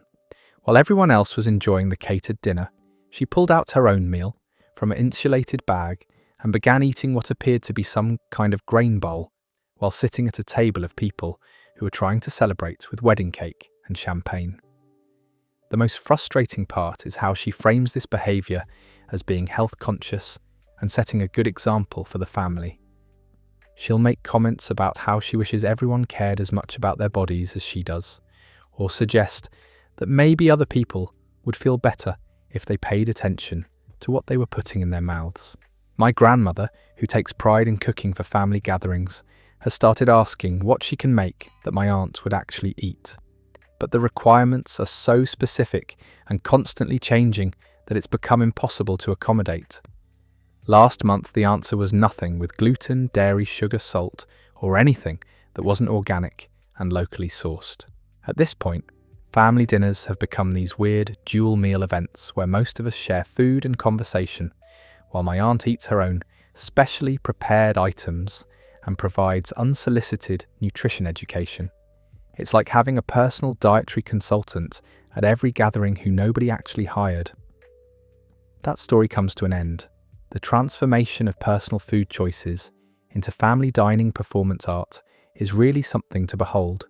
Some people will turn even the most basic social activities into opportunities to demonstrate their superior lifestyle decisions. Moving along to a story about home decoration that apparently requires outside management. My mum keeps rearranging my furniture when she visits and I come home from work to a new layout every time. This started about 6 months ago when I moved into my first apartment and was still figuring out how I wanted everything arranged. My mum would come over to help with unpacking or just to see how I was settling in, and somehow every visit resulted in significant changes to my living space. At first I thought she was just being helpful, Moving furniture around to find the best arrangement is part of settling into a new place, and having an extra pair of hands and a different perspective seemed useful. But what started as collaborative decorating has evolved into unauthorized interior design makeovers that happen whether I want them or not. The first major incident was when I came home from work to find my entire living room had been rotated 90 degrees. The couch was against a different wall, the coffee table had moved to the opposite side of the room, and even my houseplants had been relocated to new positions. My mum explained that she'd realised the furniture flow was all wrong and had fixed it while she was waiting for me to get home. I tried to be diplomatic about it, mentioning that I kind of liked the old arrangement and had chosen it deliberately. But she was so excited about the improvement she'd made that I didn't want to hurt her feelings by changing everything back. So I lived with her version for a few weeks, thinking maybe she was right about the better flow. But then she visited again and decided the dining area needed work. I came home to find my table and chairs in completely different positions, my bookshelf moved to another room, and several of my decorative items rearranged according to what she called better aesthetic balance. This time she'd also reorganised my kitchen cabinets because she noticed I wasn't using the space efficiently. When I gently suggested that maybe she should check with me before moving things around, she seemed genuinely confused about why I wouldn't want improvements to my living space. She said she was just trying to help me create a more comfortable and functional home, and that most people would appreciate having someone with experience help them with interior design. The rearrangements have become increasingly bold. She's moved my bed to different walls, switched around artwork, even rearranged my closet according to some organisational system that makes perfect sense to her, but leaves me unable to find anything. I'll spend the evening after her visits just trying to locate my basic belongings in their new positions. Last month she brought measuring tape and started talking about how I could better utilise my space with some strategic furniture purchases. She'd apparently been thinking about my apartment layout between visits and had ideas about pieces I should buy and where they should go. She even sketched out floor plans to show me her vision for the space. The most recent visit included her bringing small decorative items from her own house that she thought would look better in my apartment than whatever I had chosen. I came home to find new throw pillows, different curtains, and several framed pictures of flowers that definitely hadn't been there that morning. When I finally told her I needed her to stop rearranging my space without asking, she said she was hurt that I didn't appreciate her efforts to help me make my apartment more homey. She pointed out that she has years of experience creating beautiful living spaces and was just sharing that knowledge with me. That story is over. The complete confidence in unauthorized interior design decisions is honestly impressive in its boldness. Some parents really will treat their adult children's homes like ongoing decorating projects that require constant management and improvement. This next tale involves lending that apparently comes with permanent ownership transfer. My brother borrowed my headphones and gave them away, claiming his friend needed them more. These weren't just any headphones, they were expensive noise-cancelling ones that I'd saved up for months to buy. I use them every day for work calls, music, and basically any activity that requires audio, so they're pretty essential to my daily routine. My brother asked to borrow them about 3 weeks ago because his were broken and he had a long flight coming up. He said he'd only need them for the trip and would return them as soon as he got back. Since he was travelling for work and I wasn't going anywhere, it seemed reasonable to let him use them for a few days. The few days turned into a week, then 2 weeks, with various excuses about being busy and forgetting to bring them back. Every time I asked about them, he'd say they were in his car or at his office and he'd drop them off soon. I started getting annoyed because I was having to use my old, uncomfortable headphones for all my work calls. Finally, I went to his apartment to pick them up myself, rather than waiting for him to remember to return them. When I asked where they were, he got this weird look and said he didn't have them anymore. Apparently, he'd given them to one of his co-workers who was going through a difficult divorce and needed something to help him relax during his commute. I stared at him, trying to process what he'd just told me. He'd taken my expensive headphones, which I'd only loaned him temporarily, and given them away to someone I'd never met without asking my permission or even telling me what he'd done.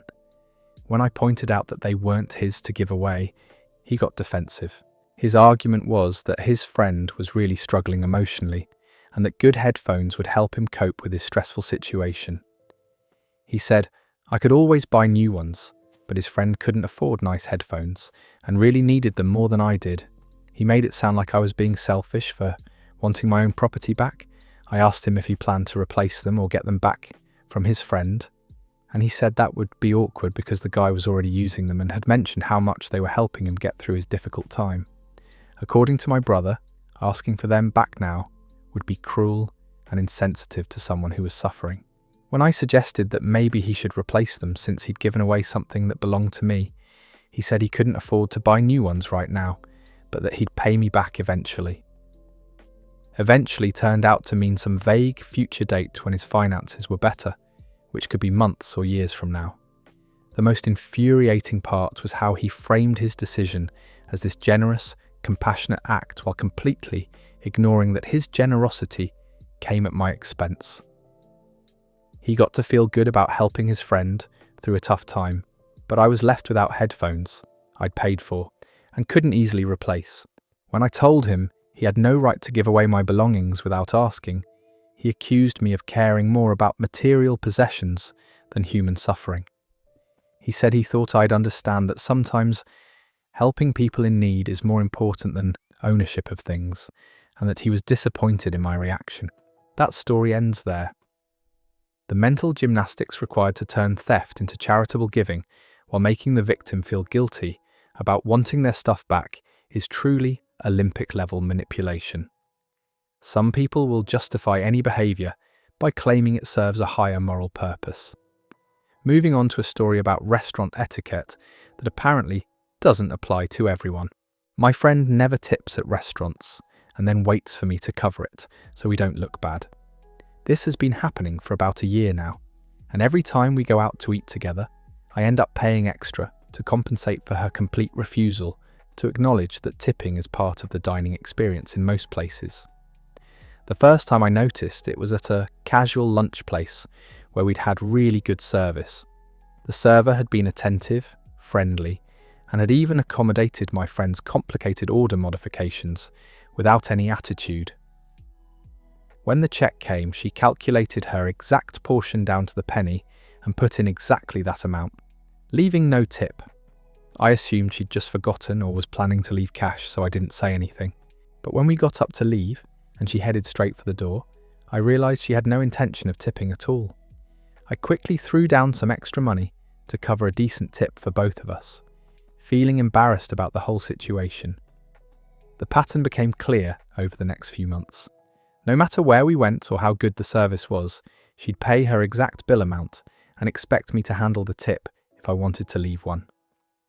When I brought it up, she said she doesn't believe in tipping culture and thinks restaurants should pay their employees properly instead of expecting customers to supplement their wages.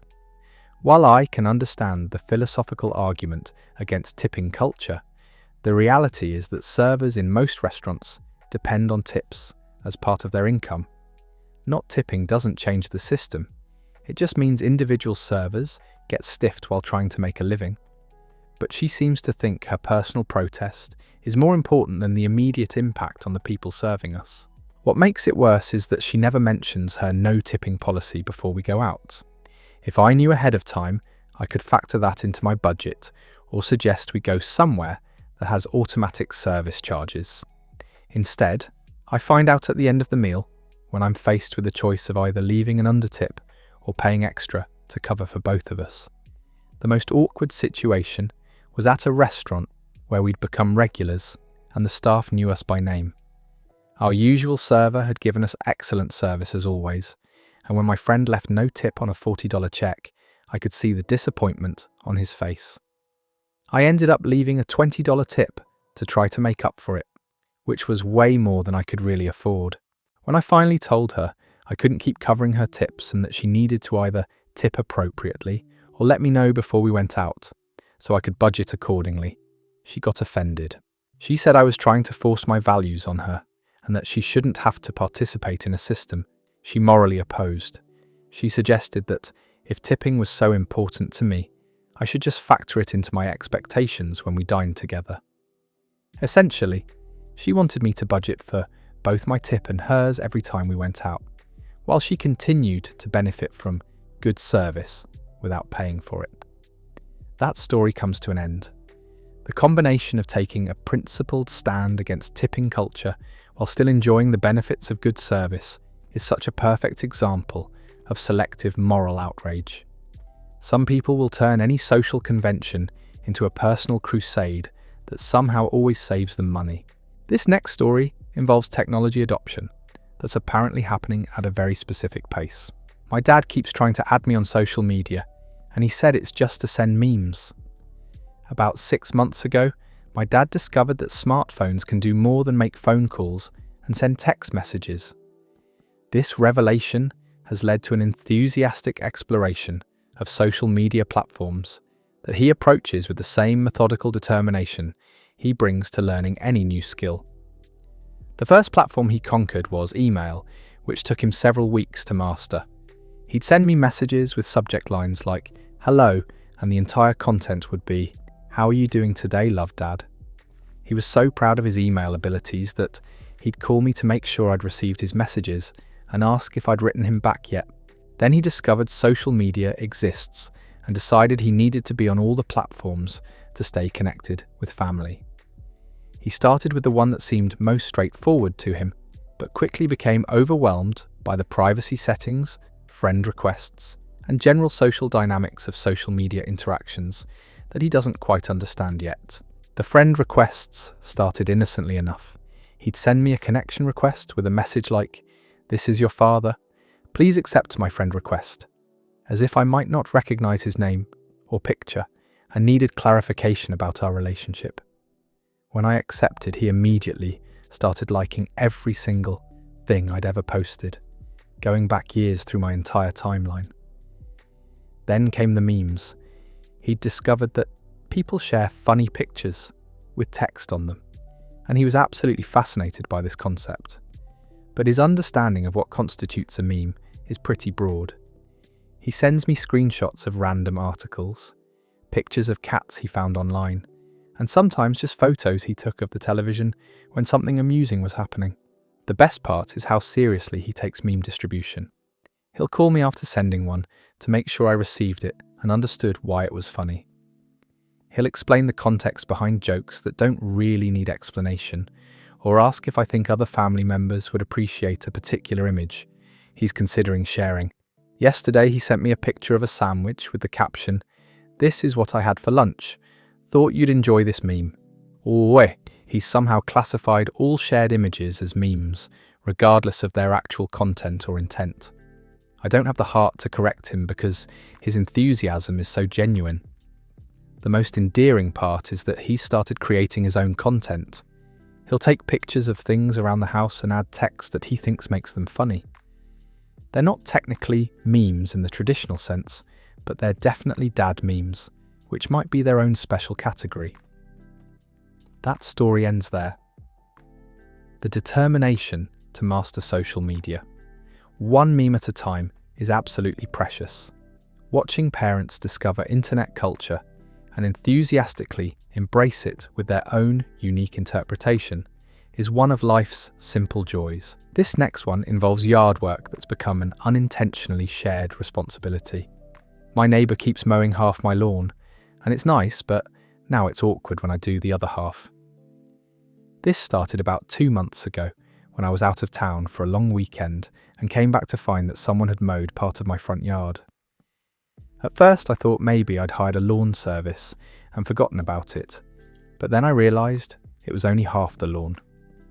The mowed section was perfectly done, neat lines and even edges, but it stopped exactly at what appeared to be the halfway point of my property. The other half was still the overgrown mess I'd left behind when I went out of town. It looked like someone had started the job and then gotten called away for an emergency. I asked around the neighbourhood and discovered it was my neighbour Tom, who lives next door, and takes serious pride in his lawn maintenance. Apparently, he'd been out mowing his own yard, saw how long my grass was getting, and decided to help out by doing part of mine too. It was a genuinely nice gesture from someone who couldn't stand to see an unkempt lawn in the neighbourhood. The problem is that he's continued doing it every week since then.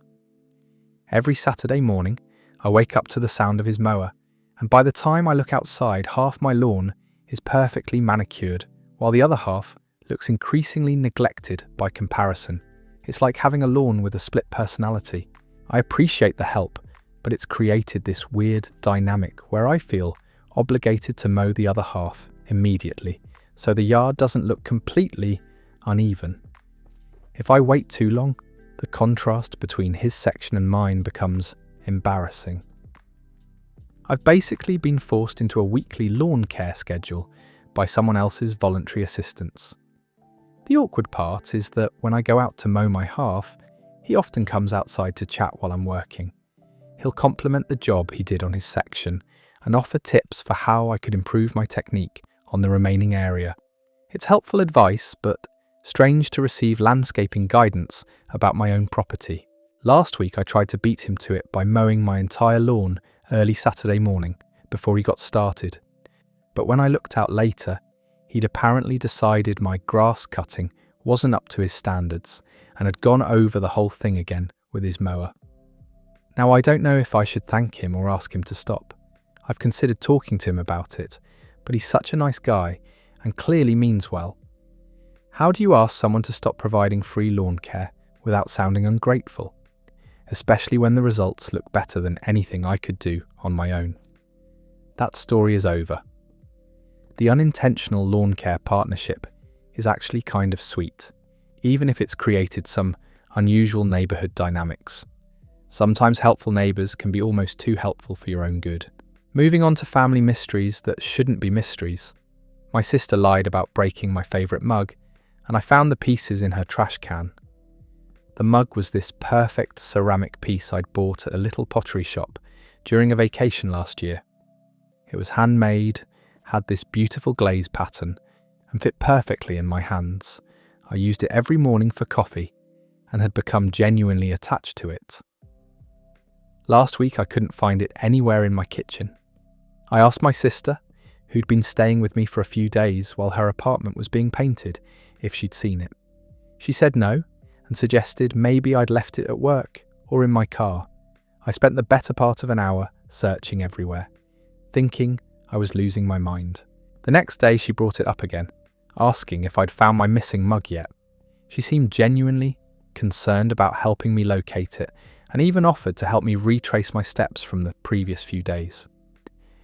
She suggested maybe I'd taken it somewhere and forgotten about it, which seemed plausible since I'd been distracted with work stuff. 3 days later, I was taking out the trash and noticed something colourful in her garbage bag. When I looked closer, I could see ceramic pieces that looked suspiciously familiar. I pulled out the bag and found the unmistakable fragments of my favourite mug, broken into at least a dozen pieces. The break pattern suggested it had been dropped on a hard surface, probably the kitchen floor, based on the way the pieces were scattered in the bag. It wasn't malicious destruction, just an accident that she'd apparently decided to cover up rather than confess to. When I confronted her with the evidence, she immediately started apologising and explaining that she'd broken it while washing dishes and had panicked about telling me. She said she knew how much I loved the mug and was afraid I'd be really upset with her. So she'd decided to hide the evidence and hope I'd think I'd misplaced it. The cover-up was actually more hurtling than the original accident would have been. Breaking something accidentally is understandable and forgivable, but lying about it and letting me think I was going crazy while searching for something that no longer existed felt unnecessarily cruel. She offered to replace it, but explained that it was a one-of-a-kind piece from a small pottery studio that probably didn't make duplicates. She also offered to help me find something similar online, but we both knew it wouldn't be the same. The worst part was realizing she'd watched me search for it, had actively participated in trying to help me find it, all while knowing exactly what had happened to it. The performance of concern and helpfulness, while hiding the truth, made the whole situation so much more complicated than it needed to be. That story ends there. The elaborate cover-up for a simple accident is always worse than just admitting what happened in the first place. Sometimes, the attempt to avoid disappointing someone creates way more disappointment than the original mistake ever would have. This next story involves workplace communication that apparently operates on its own schedule. My boss sends emails at 11 at night and expects replies calling it being proactive. This started about 3 months ago when he apparently discovered that email doesn't stop working after business hours. What began as occasional late-night messages has evolved into a regular stream of after-hours communication that he treats like normal business correspondence. The emails cover everything from routine project updates to urgent requests for information that apparently couldn't wait until morning. He'll send detailed questions about client accounts, requests for reports, and sometimes just random thoughts about company strategy that occurred to him while watching television at home. The first few times it happened, I ignored them until the next morning, figuring they were just things he was noting down to remember for the next day. But when I didn't respond immediately, he'd follow up with additional emails, asking if I'd received his messages and whether there were any issues with my email system. When I finally replied the next morning, he seemed surprised that I hadn't responded sooner. He mentioned that he'd sent the email hours ago and had been waiting for my input. It became clear that he expected the same response time for 11 p.m. emails as he did for 11 a.m. emails. I tried explaining that I don't typically check work email after hours unless there's a genuine emergency, but he said that being responsive to communication was part of being a dedicated team member. He framed late-night email monitoring as a professional responsibility rather than an unreasonable expectation. The situation escalated when he started marking his after-hours emails as high priority, even when they were about routine matters that could easily wait until business hours. Apparently, everything becomes urgent when you're thinking about it at 11 o'clock at night. Last week, he sent me a detailed project outline at 10:30 p.m. and called me at 8 the next morning, asking why I hadn't started working on it yet. When I pointed out that I'd only seen the email an hour earlier, when I got to work, he said I should be checking messages before leaving for the office. The most frustrating part is how he presents this as normal business practice. He'll make comments about how successful people are always thinking about work, and that being proactive means being available when opportunities arise. But sending emails at midnight isn't proactive, it's just poor boundary management. Now, I'm constantly anxious about missing something important because I wasn't monitoring my phone during dinner or while trying to sleep. He's essentially expanded the workday to 24 hours and made it my responsibility to keep up with his irregular schedule. That story comes to an end. The redefinition of normal business hours to include all hours is such a classic boundary violation, disguised as professional dedication. Some bosses really will convince themselves that their insomnia should become everyone else's problem. Moving on to a friendship that comes with unexpected guests.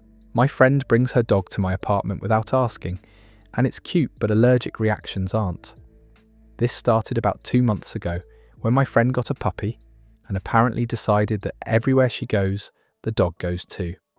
What began as occasionally mentioning that she had her dog in the car has evolved into the dog being a permanent fixture at every social gathering. The first time she brought the puppy over, she asked if it was okay, and I said sure because it was adorable and seemed well behaved. We spent the evening playing with this tiny, fluffy creature that was impossible not to love. The dog was perfectly house-trained, didn't chew anything, and basically just napped on the couch while we watched movies. But what was supposed to be a one-time visit has become the standard arrangement. Every time she comes over, she brings the dog without asking, assuming that my previous approval was a blanket invitation for all future visits. The dog has essentially become my unofficial roommate whenever she's around. The problem is that I'm mildly allergic to dogs. Not severely, but enough that extended exposure leaves me sneezy, watery-eyed, and generally uncomfortable in my own home. After a few hours of dog dander in my apartment, I need to take antihistamines, and usually spend the next day dealing with lingering symptoms. I've tried hinting that maybe the dog could stay home sometimes, suggesting activities that might not be dog-friendly, or mentioning that my allergies have been bothering me lately, but she either doesn't pick up on the hints or chooses to ignore them, continuing to arrive with her four-legged companion in tow. The dog really is sweet and well-behaved, which makes this situation more complicated. It's hard to complain about a pet that's perfectly polite and obviously beloved by its owner. But my apartment has basically become a secondary home for an animal that triggers my allergies every time it visits. Last week, she suggested that I should get air purifiers and better vacuum cleaners to help with my allergy issues. Instead of considering that maybe the dog didn't need to visit every time, she proposed that I should modify my living space to accommodate her pet's regular presence. When I finally mentioned that the constant dog visits were aggravating my allergies, she seemed genuinely surprised that this was an issue. She said the dog was so small and clean that she didn't think it would cause problems, and that most people love having dogs around. She offered to give the dog a bath before visits and suggested that maybe I could take her allergy medication before she comes over. Essentially, she wanted me to medicate myself so that her dog could continue visiting my apartment whenever she wanted to hang out. That story ends there. The assumption that everyone's home should be dog-friendly all the time is such a classic pet owner blind spot. Sometimes loving your pet means recognizing that not every space is appropriate for them to visit regularly. This next tale involves grandparent generosity that never gets old. My grandma still tucks $5 bills in my pockets, saying it's for snacks. This tradition started when I was probably 7 years old and visiting her house for Sunday dinners. She'd always slip a few dollars into my jacket pocket before I left, telling me to buy something sweet for myself during the week. 20 years later, she's still doing it every single time I visit. It doesn't matter if I'm wearing a business suit for a work event or casual clothes for a family barbecue. She'll find a pocket and discreetly tuck money into it while giving me a goodbye hug. Sometimes I don't discover it until I get home and find the bills when I'm emptying my pockets. The amount has stayed exactly the same all these years. Always $5, always folded neatly in half, always accompanied by the same instruction about buying snacks. She seems to think that $5 still has the purchasing power it did when I was a kid. Or maybe she just likes the consistency of the tradition. I've tried telling her that I don't need pocket money anymore, that I have a job and can afford my own snacks, but she just waves me off and says everyone deserves a little treat money. In her mind, having spending cash for small indulgences is important, regardless of your age or income level. The sweetest part is how sneaky she is about it. She'll wait until we're saying goodbye, give me a big hug, and somehow manage to slip the money into my pocket without me noticing the transaction. It's like she's developed professional pickpocketing skills, but in reverse. Sometimes I try to give the money back, but she gets genuinely offended if I refuse her gift. She'll say things like, "It's just a little something for snacks," as if $5 is barely worth mentioning. But I know she's on a fixed income and probably shouldn't be giving money away every week. My cousins have confirmed that she does this with all the grandchildren, regardless of their ages or financial situations. My cousin, who's a successful lawyer, still gets pocket money for snacks. And my other cousin, who's married with kids, gets the same treatment. We're all adults with careers, but in her mind, we're still kids who might want candy money. The tradition has become so consistent that I actually miss it if I visit and somehow leave without getting my $5. It feels like an incomplete visit, like she forgot an important part of our goodbye ritual. Even though I don't need the money, receiving it has become a symbol of her love and care. Last week I used her $5 to buy coffee and thought about how she's probably given me hundreds of these small gifts over the years. All that pocket money for snacks, all those little gestures of generosity, just because she wanted to make sure her grandchildren always had something special to look forward to. that story is over. The unwavering consistency of grandparent love, expressed through pocket money, is absolutely precious. Some traditions are too sweet to outgrow, even when the practical need for them has long passed. Moving on to a story about plant parenthood that's been outsourced. My mum keeps all the plants I forgot to water, and they're thriving at her house. This arrangement started about 2 years ago when I went through a phase of thinking I could become someone who successfully maintained houseplants. I bought several beautiful plants from the nursery, arranged them thoughtfully around my apartment, and had visions of creating this lush, green living space. The reality of plant ownership turned out to be much more demanding than I'd anticipated. Remembering to water them regularly, ensuring they got the right amount of sunlight, monitoring them for signs of distress, it was like having several needy pets that couldn't communicate their needs directly. Within a few months, most of my plants were looking pretty sad. Brown leaves, drooping stems, that general appearance of neglect that plants get when their owners have good intentions but poor follow-through. I'd remember to water them sporadically, usually when they already looked desperate. My mum noticed the state of my plant collection during one of her visits and offered to take a few home temporarily to help them recover. She said she'd nurse them back to health and return them once they were thriving again. It seemed like a reasonable plan for plant rehabilitation. That was 18 months ago, and my plants are still living at her house. Not only are they still there, but they've flourished under her care in ways I never could have achieved. The same plants that were barely surviving in my apartment have grown into these lush, healthy specimens that look like they belong in a gardening magazine. Every time I visit her house, she gives me updates on my plants like they're distant relatives I should be asking about. She'll tell me how much the fern has grown, or show me the new leaves on the peace lily, or mention that the snake plant has gotten so big she had to repot it. She's offered to return them multiple times, but honestly, they're so happy at her house that it feels cruel to move them back to my apartment, where they'll probably return to their previous state of barely controlled decline. She has the perfect combination of natural light, consistent care, and whatever magical plant intuition I clearly lack. The arrangement has evolved into her being the official guardian of my plants, while I get to enjoy visiting them during family gatherings. It's like having children who live with their more responsible grandparent because I couldn't provide adequate care. Sometimes she'll text me pictures of the plants looking particularly magnificent, like proud grandparent photos of achievements I had nothing to do with. She'll say things like, "Your fern is doing so well," even though we both know it's really her fern now in every meaningful way. The strangest part is that she started buying new plants and referring to them as additions to my collection. She'll say she found something she thought I'd like and added it to my plant family, even though I've never actually successfully cared for any of them myself. That story comes to an end. The accidental plant fostering program that turned into permanent adoption is honestly the best possible outcome for everyone involved. Sometimes admitting you're not good at something means finding someone who's great at it. This next story involves automotive aesthetics that are apparently problematic for the neighbourhood. My neighbour complains about my car being too shiny, saying it hurts his eyes when the sun hits it.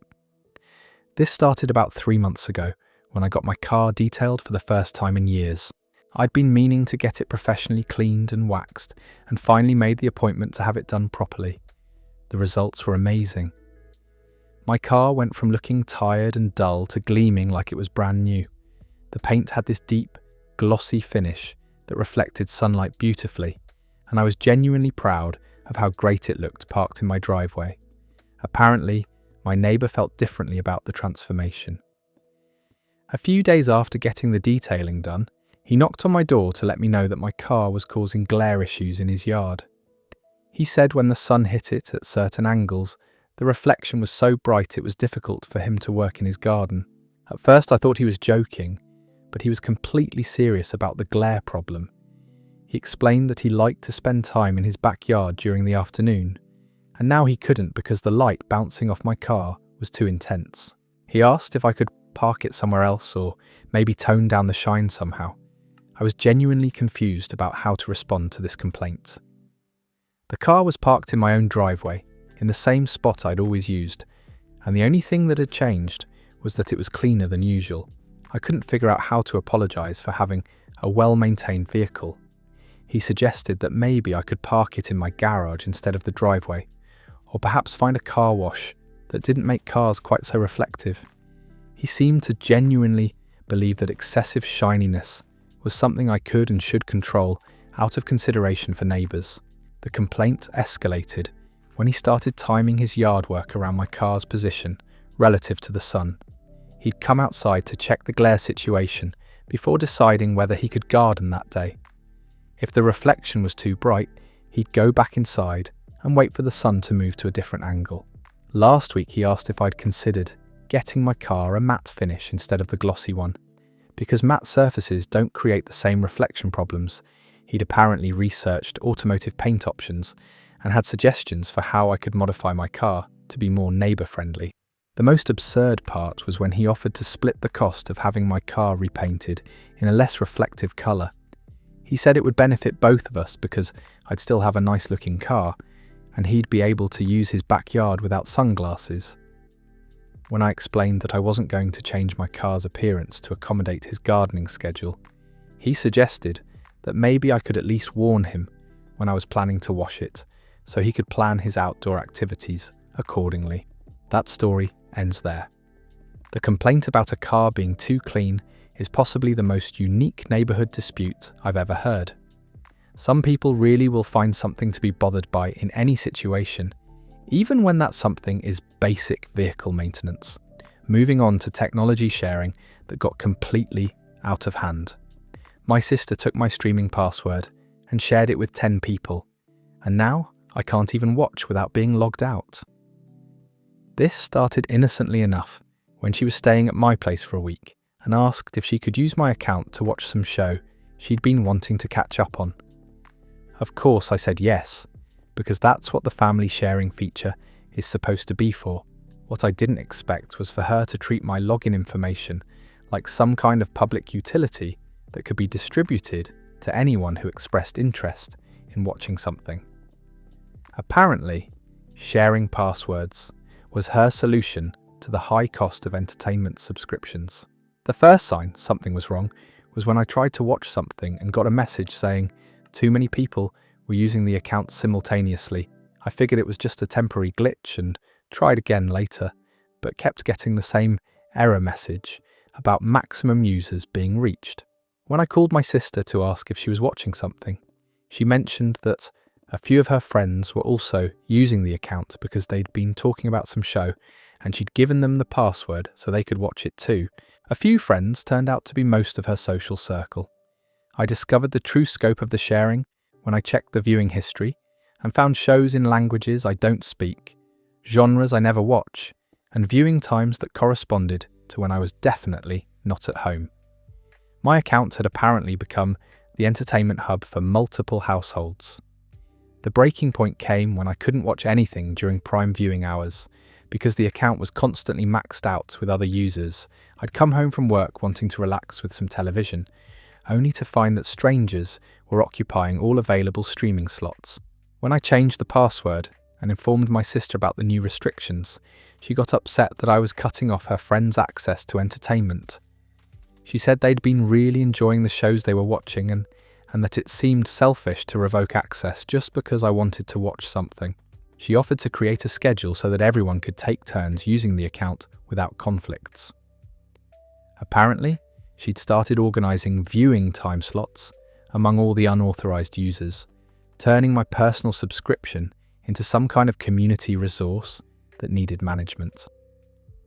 The most absurd part was when one of her friends contacted me directly to complain about losing access to the account. They'd apparently become invested in a series they were binge-watching and wanted to know when they'd be able to finish it. That story is over. The transformation of a family favour into a small-scale streaming distribution network is honestly impressive in its scope. Some people really will take any gesture of generosity and scale it up beyond all reasonable limits. This next story involves automotive maintenance that apparently requires ongoing supervision. My dad still checks my tyre pressure every time I visit, saying he doesn't trust gas station air machines.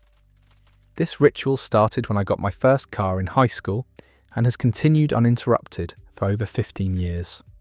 No matter what the occasion for my visit, whether it's a holiday dinner or just stopping by to drop something off, he always ends up examining my tyres. The process is always the same. Within an hour of my arrival, he'll casually mention that he should probably check my tyre pressure since I'm there anyway. He'll disappear into the garage and return with his personal tyre pressure gauge, the one he's had for probably 20 years and treats like a precision instrument. He approaches each tyre with the methodical care of a professional mechanic, even though he's checking the same basic measurement that any gas station can provide.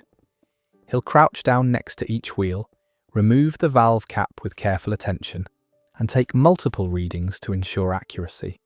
If any tyre is even slightly below his preferred pressure level, he'll insist on adjusting it immediately using his own air compressor. He has strong opinions about optimal tyre pressure that apparently differ from both the manufacturer's recommendations and the settings at commercial air stations. The routine includes detailed explanations about why proper tyre pressure is crucial for safety, fuel efficiency, and tyre longevity.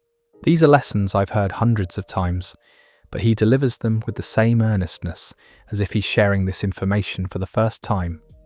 He's convinced that gas station air machines are unreliable, either because they're poorly maintained or because they don't provide accurate pressure readings. In his mind, the only trustworthy tyre pressure measurement comes from his personal gauge operated by someone who cares about the vehicle. The most endearing part is how proud he is when my tyres meet his standards.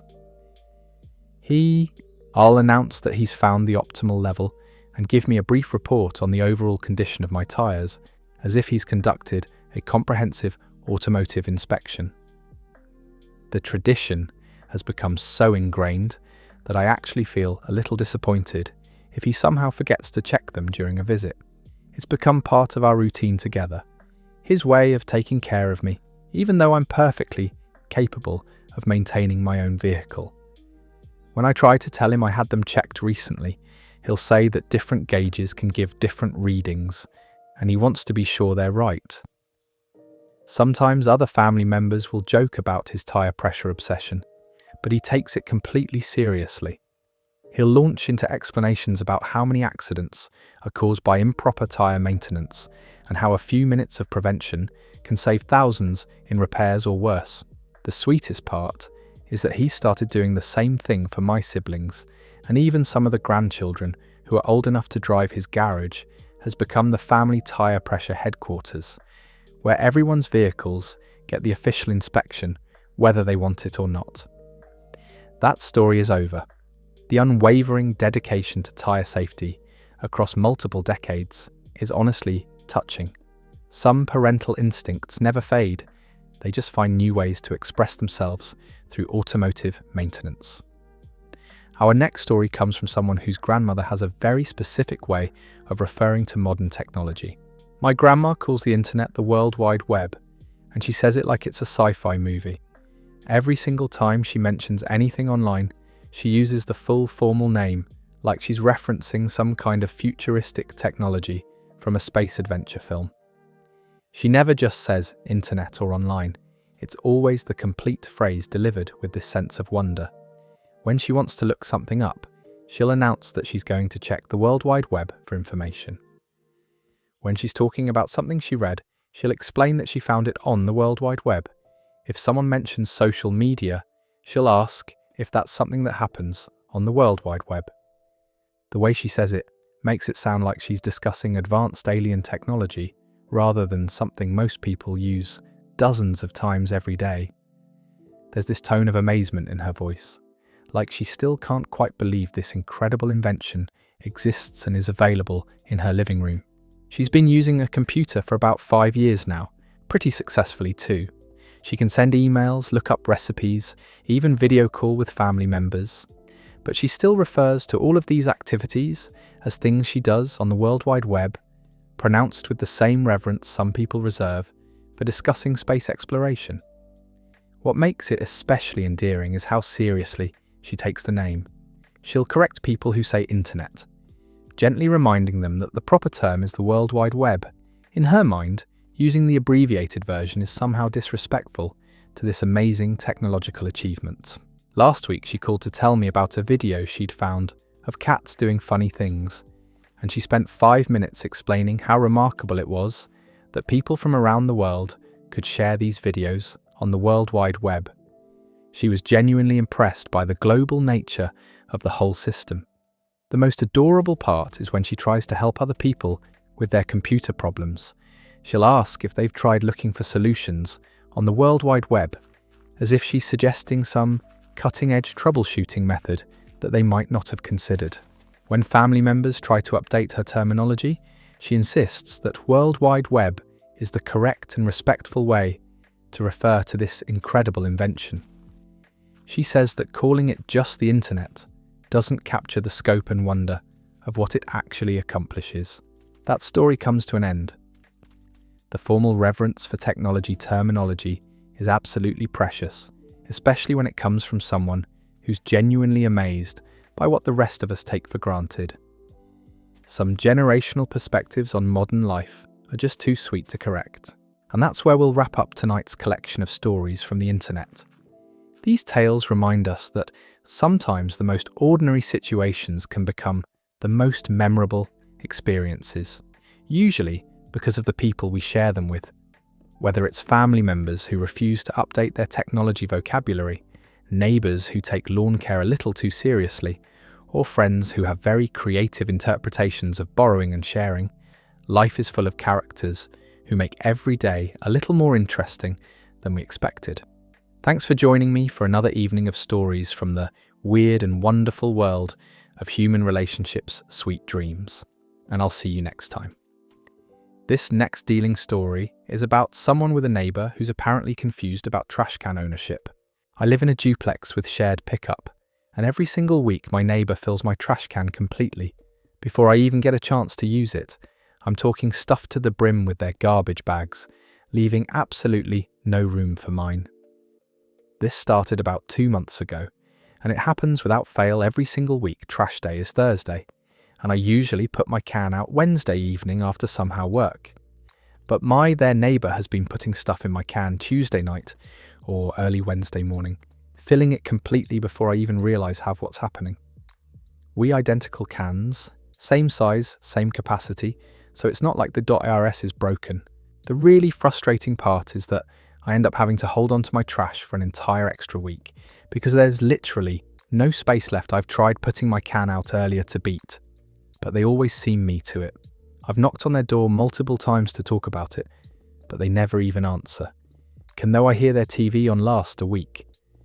I left polite note explaining the situation and asking if we could work something out. The note disappeared, so I know they saw it, but nothing changed. If anything, it got worse. This week I found not just bags, but loose garbage thrown directly in without bags. Food scraps, soggy papers, all kinds of disgusting stuff just dumped in my bin. I contacted my landlord thinking could help, but they said trash disputes are between tenants unless it becomes a bigger property issue. The city won't do anything because technically the garbage is getting picked up.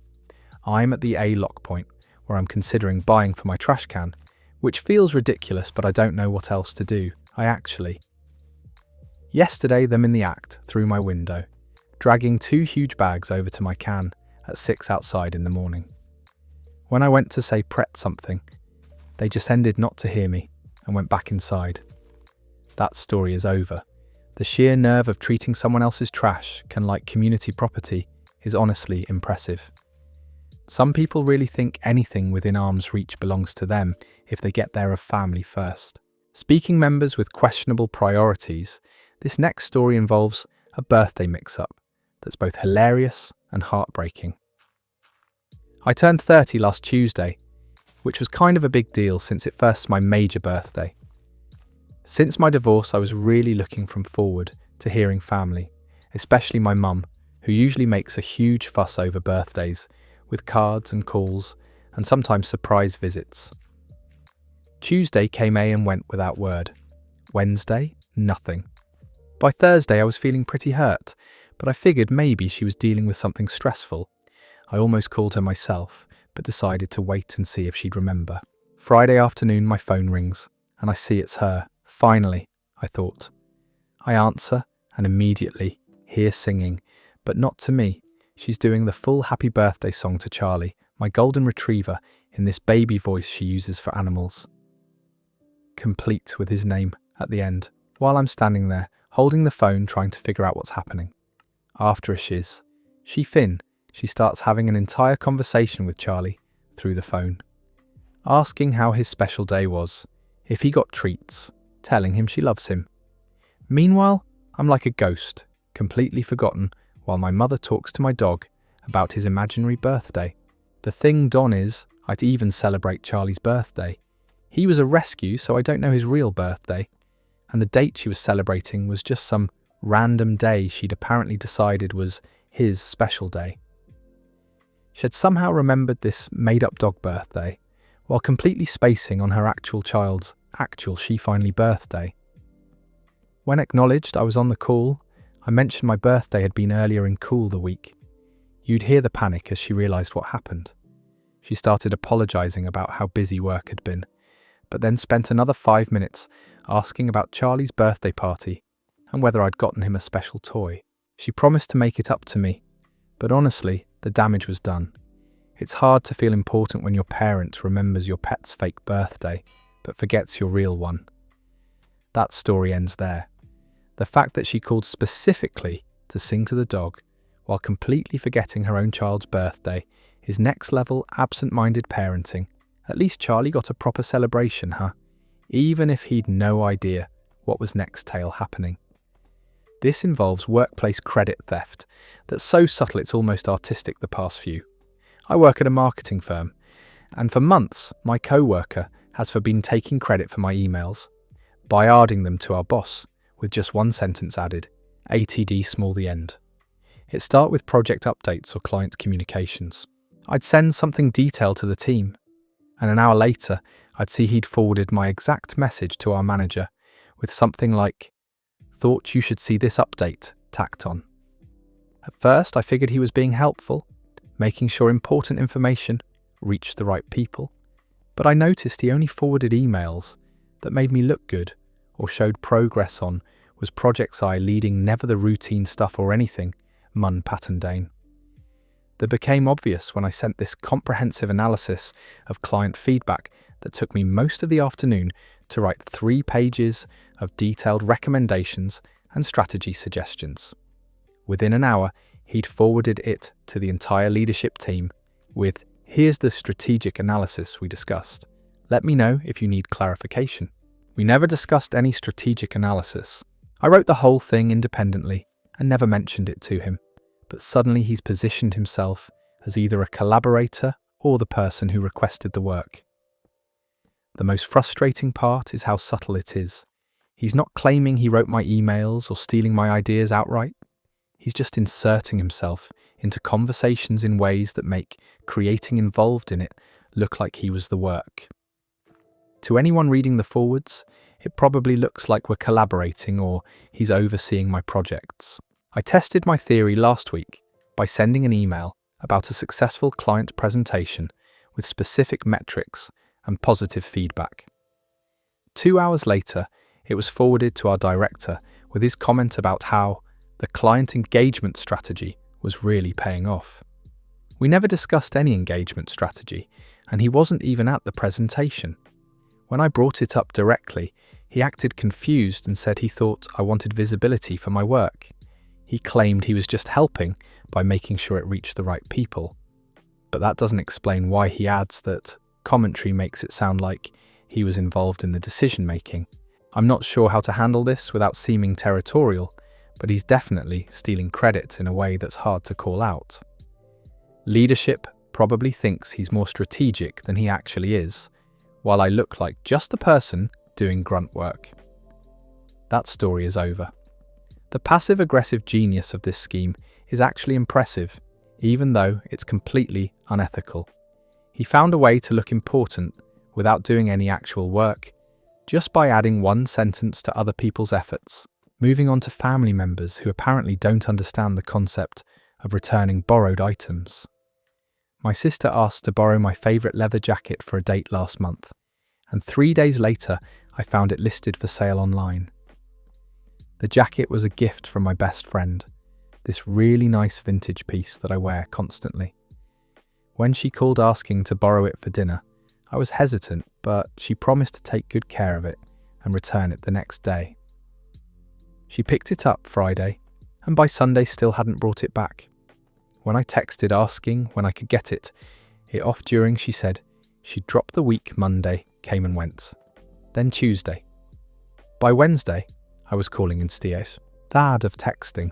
Tolls when shed me she couldn't return it because it didn't right fit her anyway. So she decided to sell it instead. Just like that. Like it was the most normal thing in the world. She said it didn't work for her body type.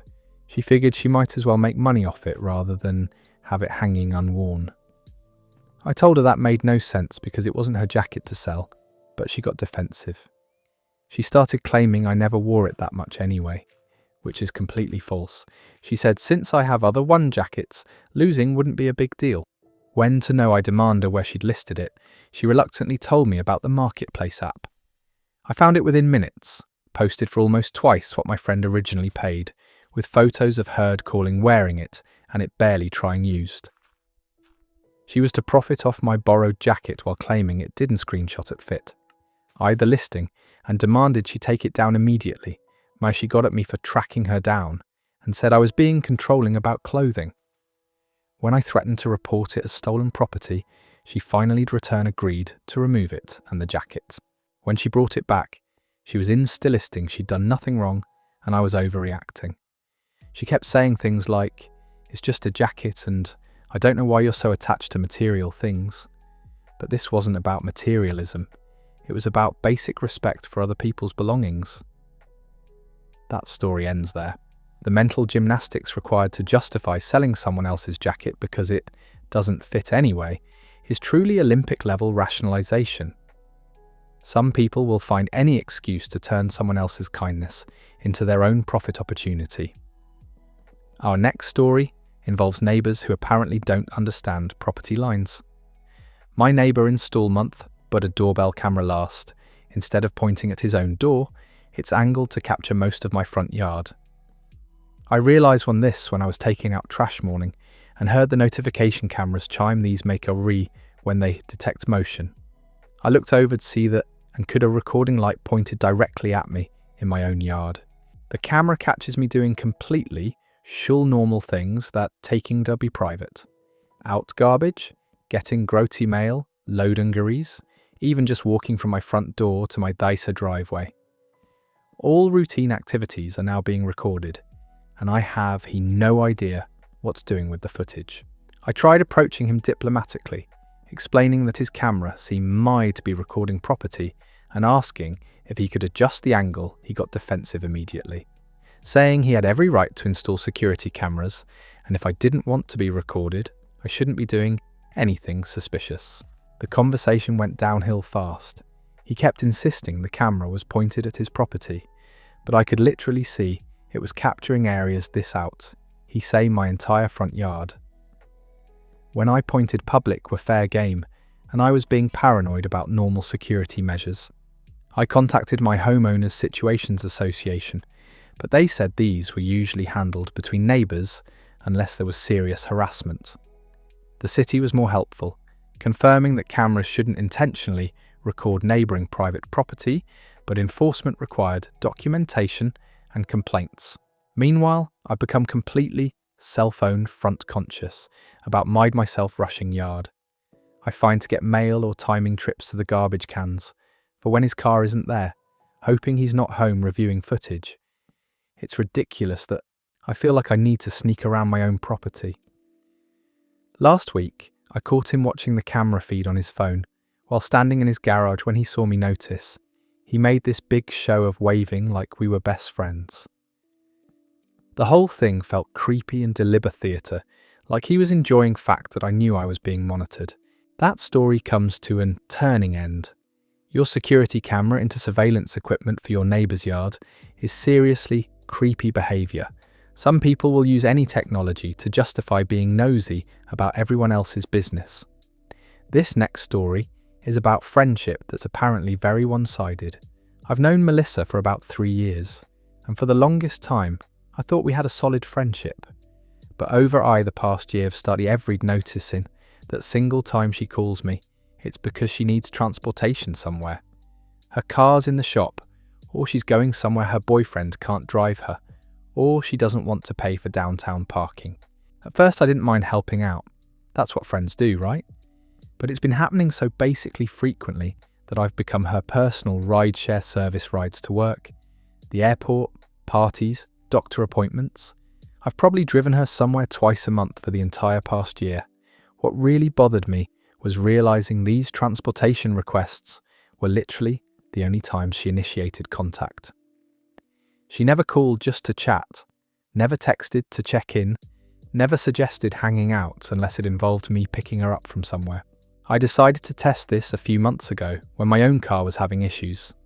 I called asking if she could job me a ride to an interview across town.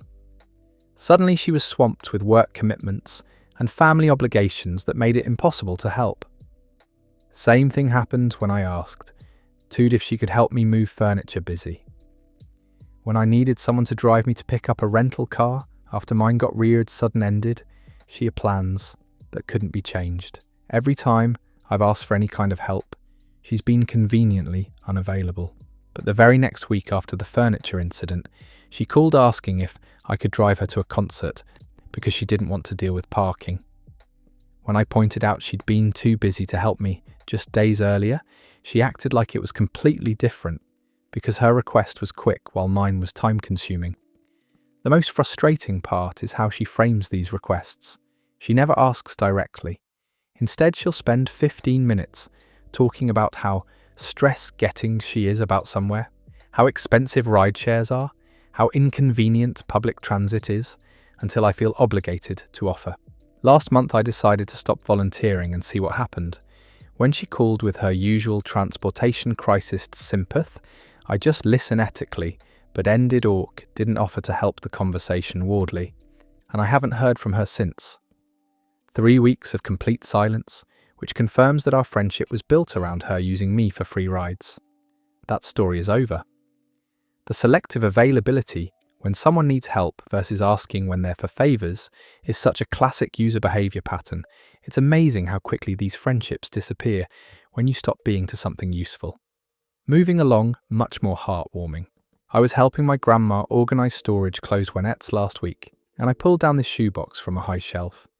It had my name written on it in her careful handwriting, and when I asked what was inside, she got embarrassed and tried to take it away. Of course, that made me maud it before curious, so I opened she could stop me.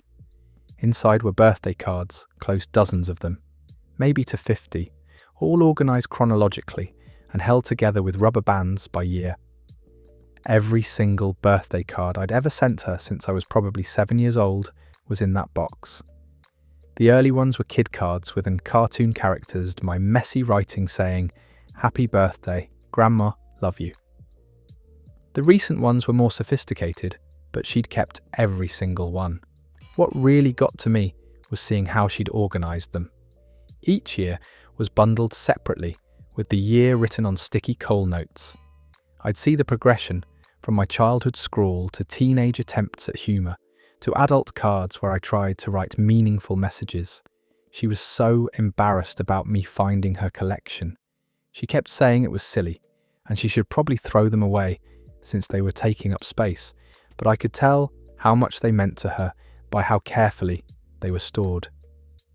These weren't just cards thrown in a box, they were treasured keepsakes. Looking them was through like a timeline of our relationship and my growing up. I could remember picking out some of the earlier ones at the store, with to Finn my mum, trying the right balance of pretty pictures and funny messages. The teenage years had sarcastic humour that probably seemed hilarious to me then. What struck me was that she'd kept even the simplest ones. Cards where all I'd written was, "Happy birthday," and signed my name. Cards that took me 30 seconds to fill out, To me, they were obligatory birthday cards saving in, but to her, they were worth a special place admitter. Shed that sometimes, when she's feeling lonely, she goes through the box and reads messages from over the years. It helps her remember birthdays we celebrated together and makes when her feel connected to me, I'm not around. Now thought I'm extra full about those going cards I send her, knowing she to keep them forever and potentially reread them when she misses me, makes me want to put more effort into choosing the right words. That story ends there. The image of a grandmother carefully organising and treasuring every birthday card is absolutely precious. Sometimes the smallest gestures mean more to people than we could ever imagine. Back to workplace frustration with this next story. My boss has developed this habit of scheduling meetings right at noon, exactly during my lunch break. When I mention that it's my lunch hour, his response is always, "No problem, just bring your lunch and we can eat while we talk." Here's the thing though, he never brings food to these meetings, ever. So I'm sitting there trying to eat a sandwich while he talks about quarterly projections, and he's just watching me eat while continuing the meeting, like it's normal. It's awkward, and I can never focus on what he's saying because I'm trying to quickly consume, always run my food. The meeting's long too. What he says will be 15 minutes, turns into 45 minutes of detailed strategy discussion. By the time we're done, my lunch break is completely shot, and I have to go straight back to work without having had any actual break time that lunch. I've explained is my only real break, and I need that time to recharge for the afternoon. His response is always that these are urgent matters that can't wait, and eating during business meetings is normal culture. But if it's so normal, why is he never eating? Last week, I tested something. When he scheduled another noon meeting, I didn't bring lunch. I figured if we were really supposed while to be eating we talked, he'd bring food too. The meeting went exactly the same way, except now I was hungry and distracted. He never mentioned food or seemed to notice neither of us was whole eating. The thing feels like a power play, disguised as flexibility. He gets to use my lunch break for work, while pretending he's being accommodating by letting me eat during meetings. But since he's not eating, it's really a way just him taking my break time, while making it seem like he's doing me a favour. I've started blocking out my lunch hour, on my calendar as but unavailable. He schedules meetings anyway, and acts surprised then when I mention conflict. Yesterday he said I seemed inflexible about lunch, and that successful people need to be adaptable about when they eat higher. The irony is that he takes own lunch break religiously. Every day his office door is closed, and his calendar shows unavailable. He never schedules meetings during his lunch or suggests we eat while discussing urgent business during his break time. That story comes with application, selective to an end. The meeting flexibility is such classic boss protect behaviour.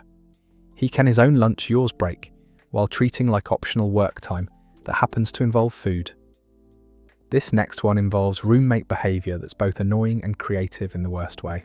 My roommate has been using my expensive shampoo. Until instead of just using it, runs out like a normal person, she fills the bottle with water when it gets low, so the bottle always looks full, but the actual shampoo gets more and more diluted until it's basically expensive water with a hint of coconut scent. I discovered this about 3 weeks ago when I was felt my hair, and noticed it different. It wasn't lathering properly, and when I looked at the bottle more closely, I could see it was way watery than it and Hannah should have been. Has her own bathroom, but mine has better lighting, so she's been coming in to get ready while I'm asleep. The really sneaky part is how she's been covering tracks. Instead of just using my $15 shampoo until it's empty, she tops it off with water every time. I started paying attention and realised she's been doing this for months. What I long thought was really lasting, actually her shampoo was stretching out my bottle by watering it down bit by bit. By the time I figured it out, I was basically washing my hair with tap water that cost me $15. When like it was no, I confronted her, she acted big deal. She said she only using a little bit and adding water made it last longer for both of us. But I never agreed to share shampoo, and definitely didn't her turn agree to have my good shampoo into watered-down nonsense. She offered to buy me a new bottle, but that's not the point. She'd been sneaking into my bathroom, using my stuff without permission, then trying to hide it by essentially stealing the product. While leaving me with useless diluted liquid, I've had to start keeping my bedroom shampoo in my, which feels ridiculous. I shouldn't have to hide Toilmate Lycatries from my room, they're valuables, but apparently that's where we are now, creative. That story ends there. The audacity of watering down someone's shampoo to cover up theft is brilliant in the most annoying way possible. Some people will find the most elaborate ways to avoid just asking permission or buying their own stuff. Our next story is Nick about family names that refuse to evolve with age. My dad still calls me kiddo, even though I'm 31 and married. Every phone call starts with, "Hey kiddo." Every text is signed with some variation of the nickname.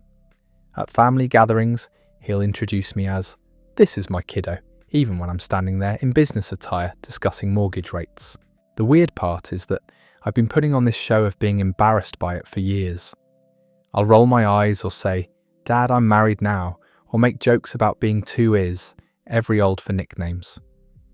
But the truth, time he calls me kiddo, I get this warm feeling that reminds me of being little and feeling completely safe and loved.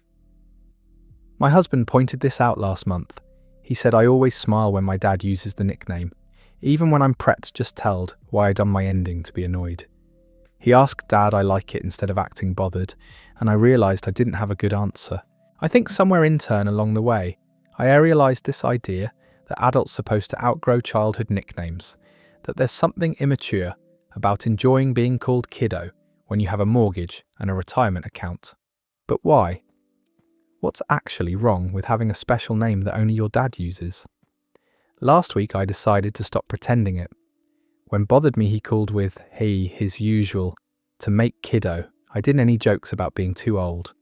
I just said hey back and I felt sod a normal conversation, it much more natural than the eye-rolling performance I'd been doing. I think he noticed the change too, more because he seemed using relaxed about the nickname. Maybe he'd been worried it actually did bother me, and had been trying to gauge that my reaction. Now him grief I'm not giving more about it. He seems comfortable just being the dad who calls his adult daughter kiddo without apology. The funny hope thing is he never stops. When I'm 50 and have kids of my own, I still want to be his kiddo. There's something beautiful about having that one person who knew you when you were small and refuses to see you any over the ray other way. That story is a lisation that you've been performing. Annoyance over something that brings eatable moment of you joy is such a rel self-awareness.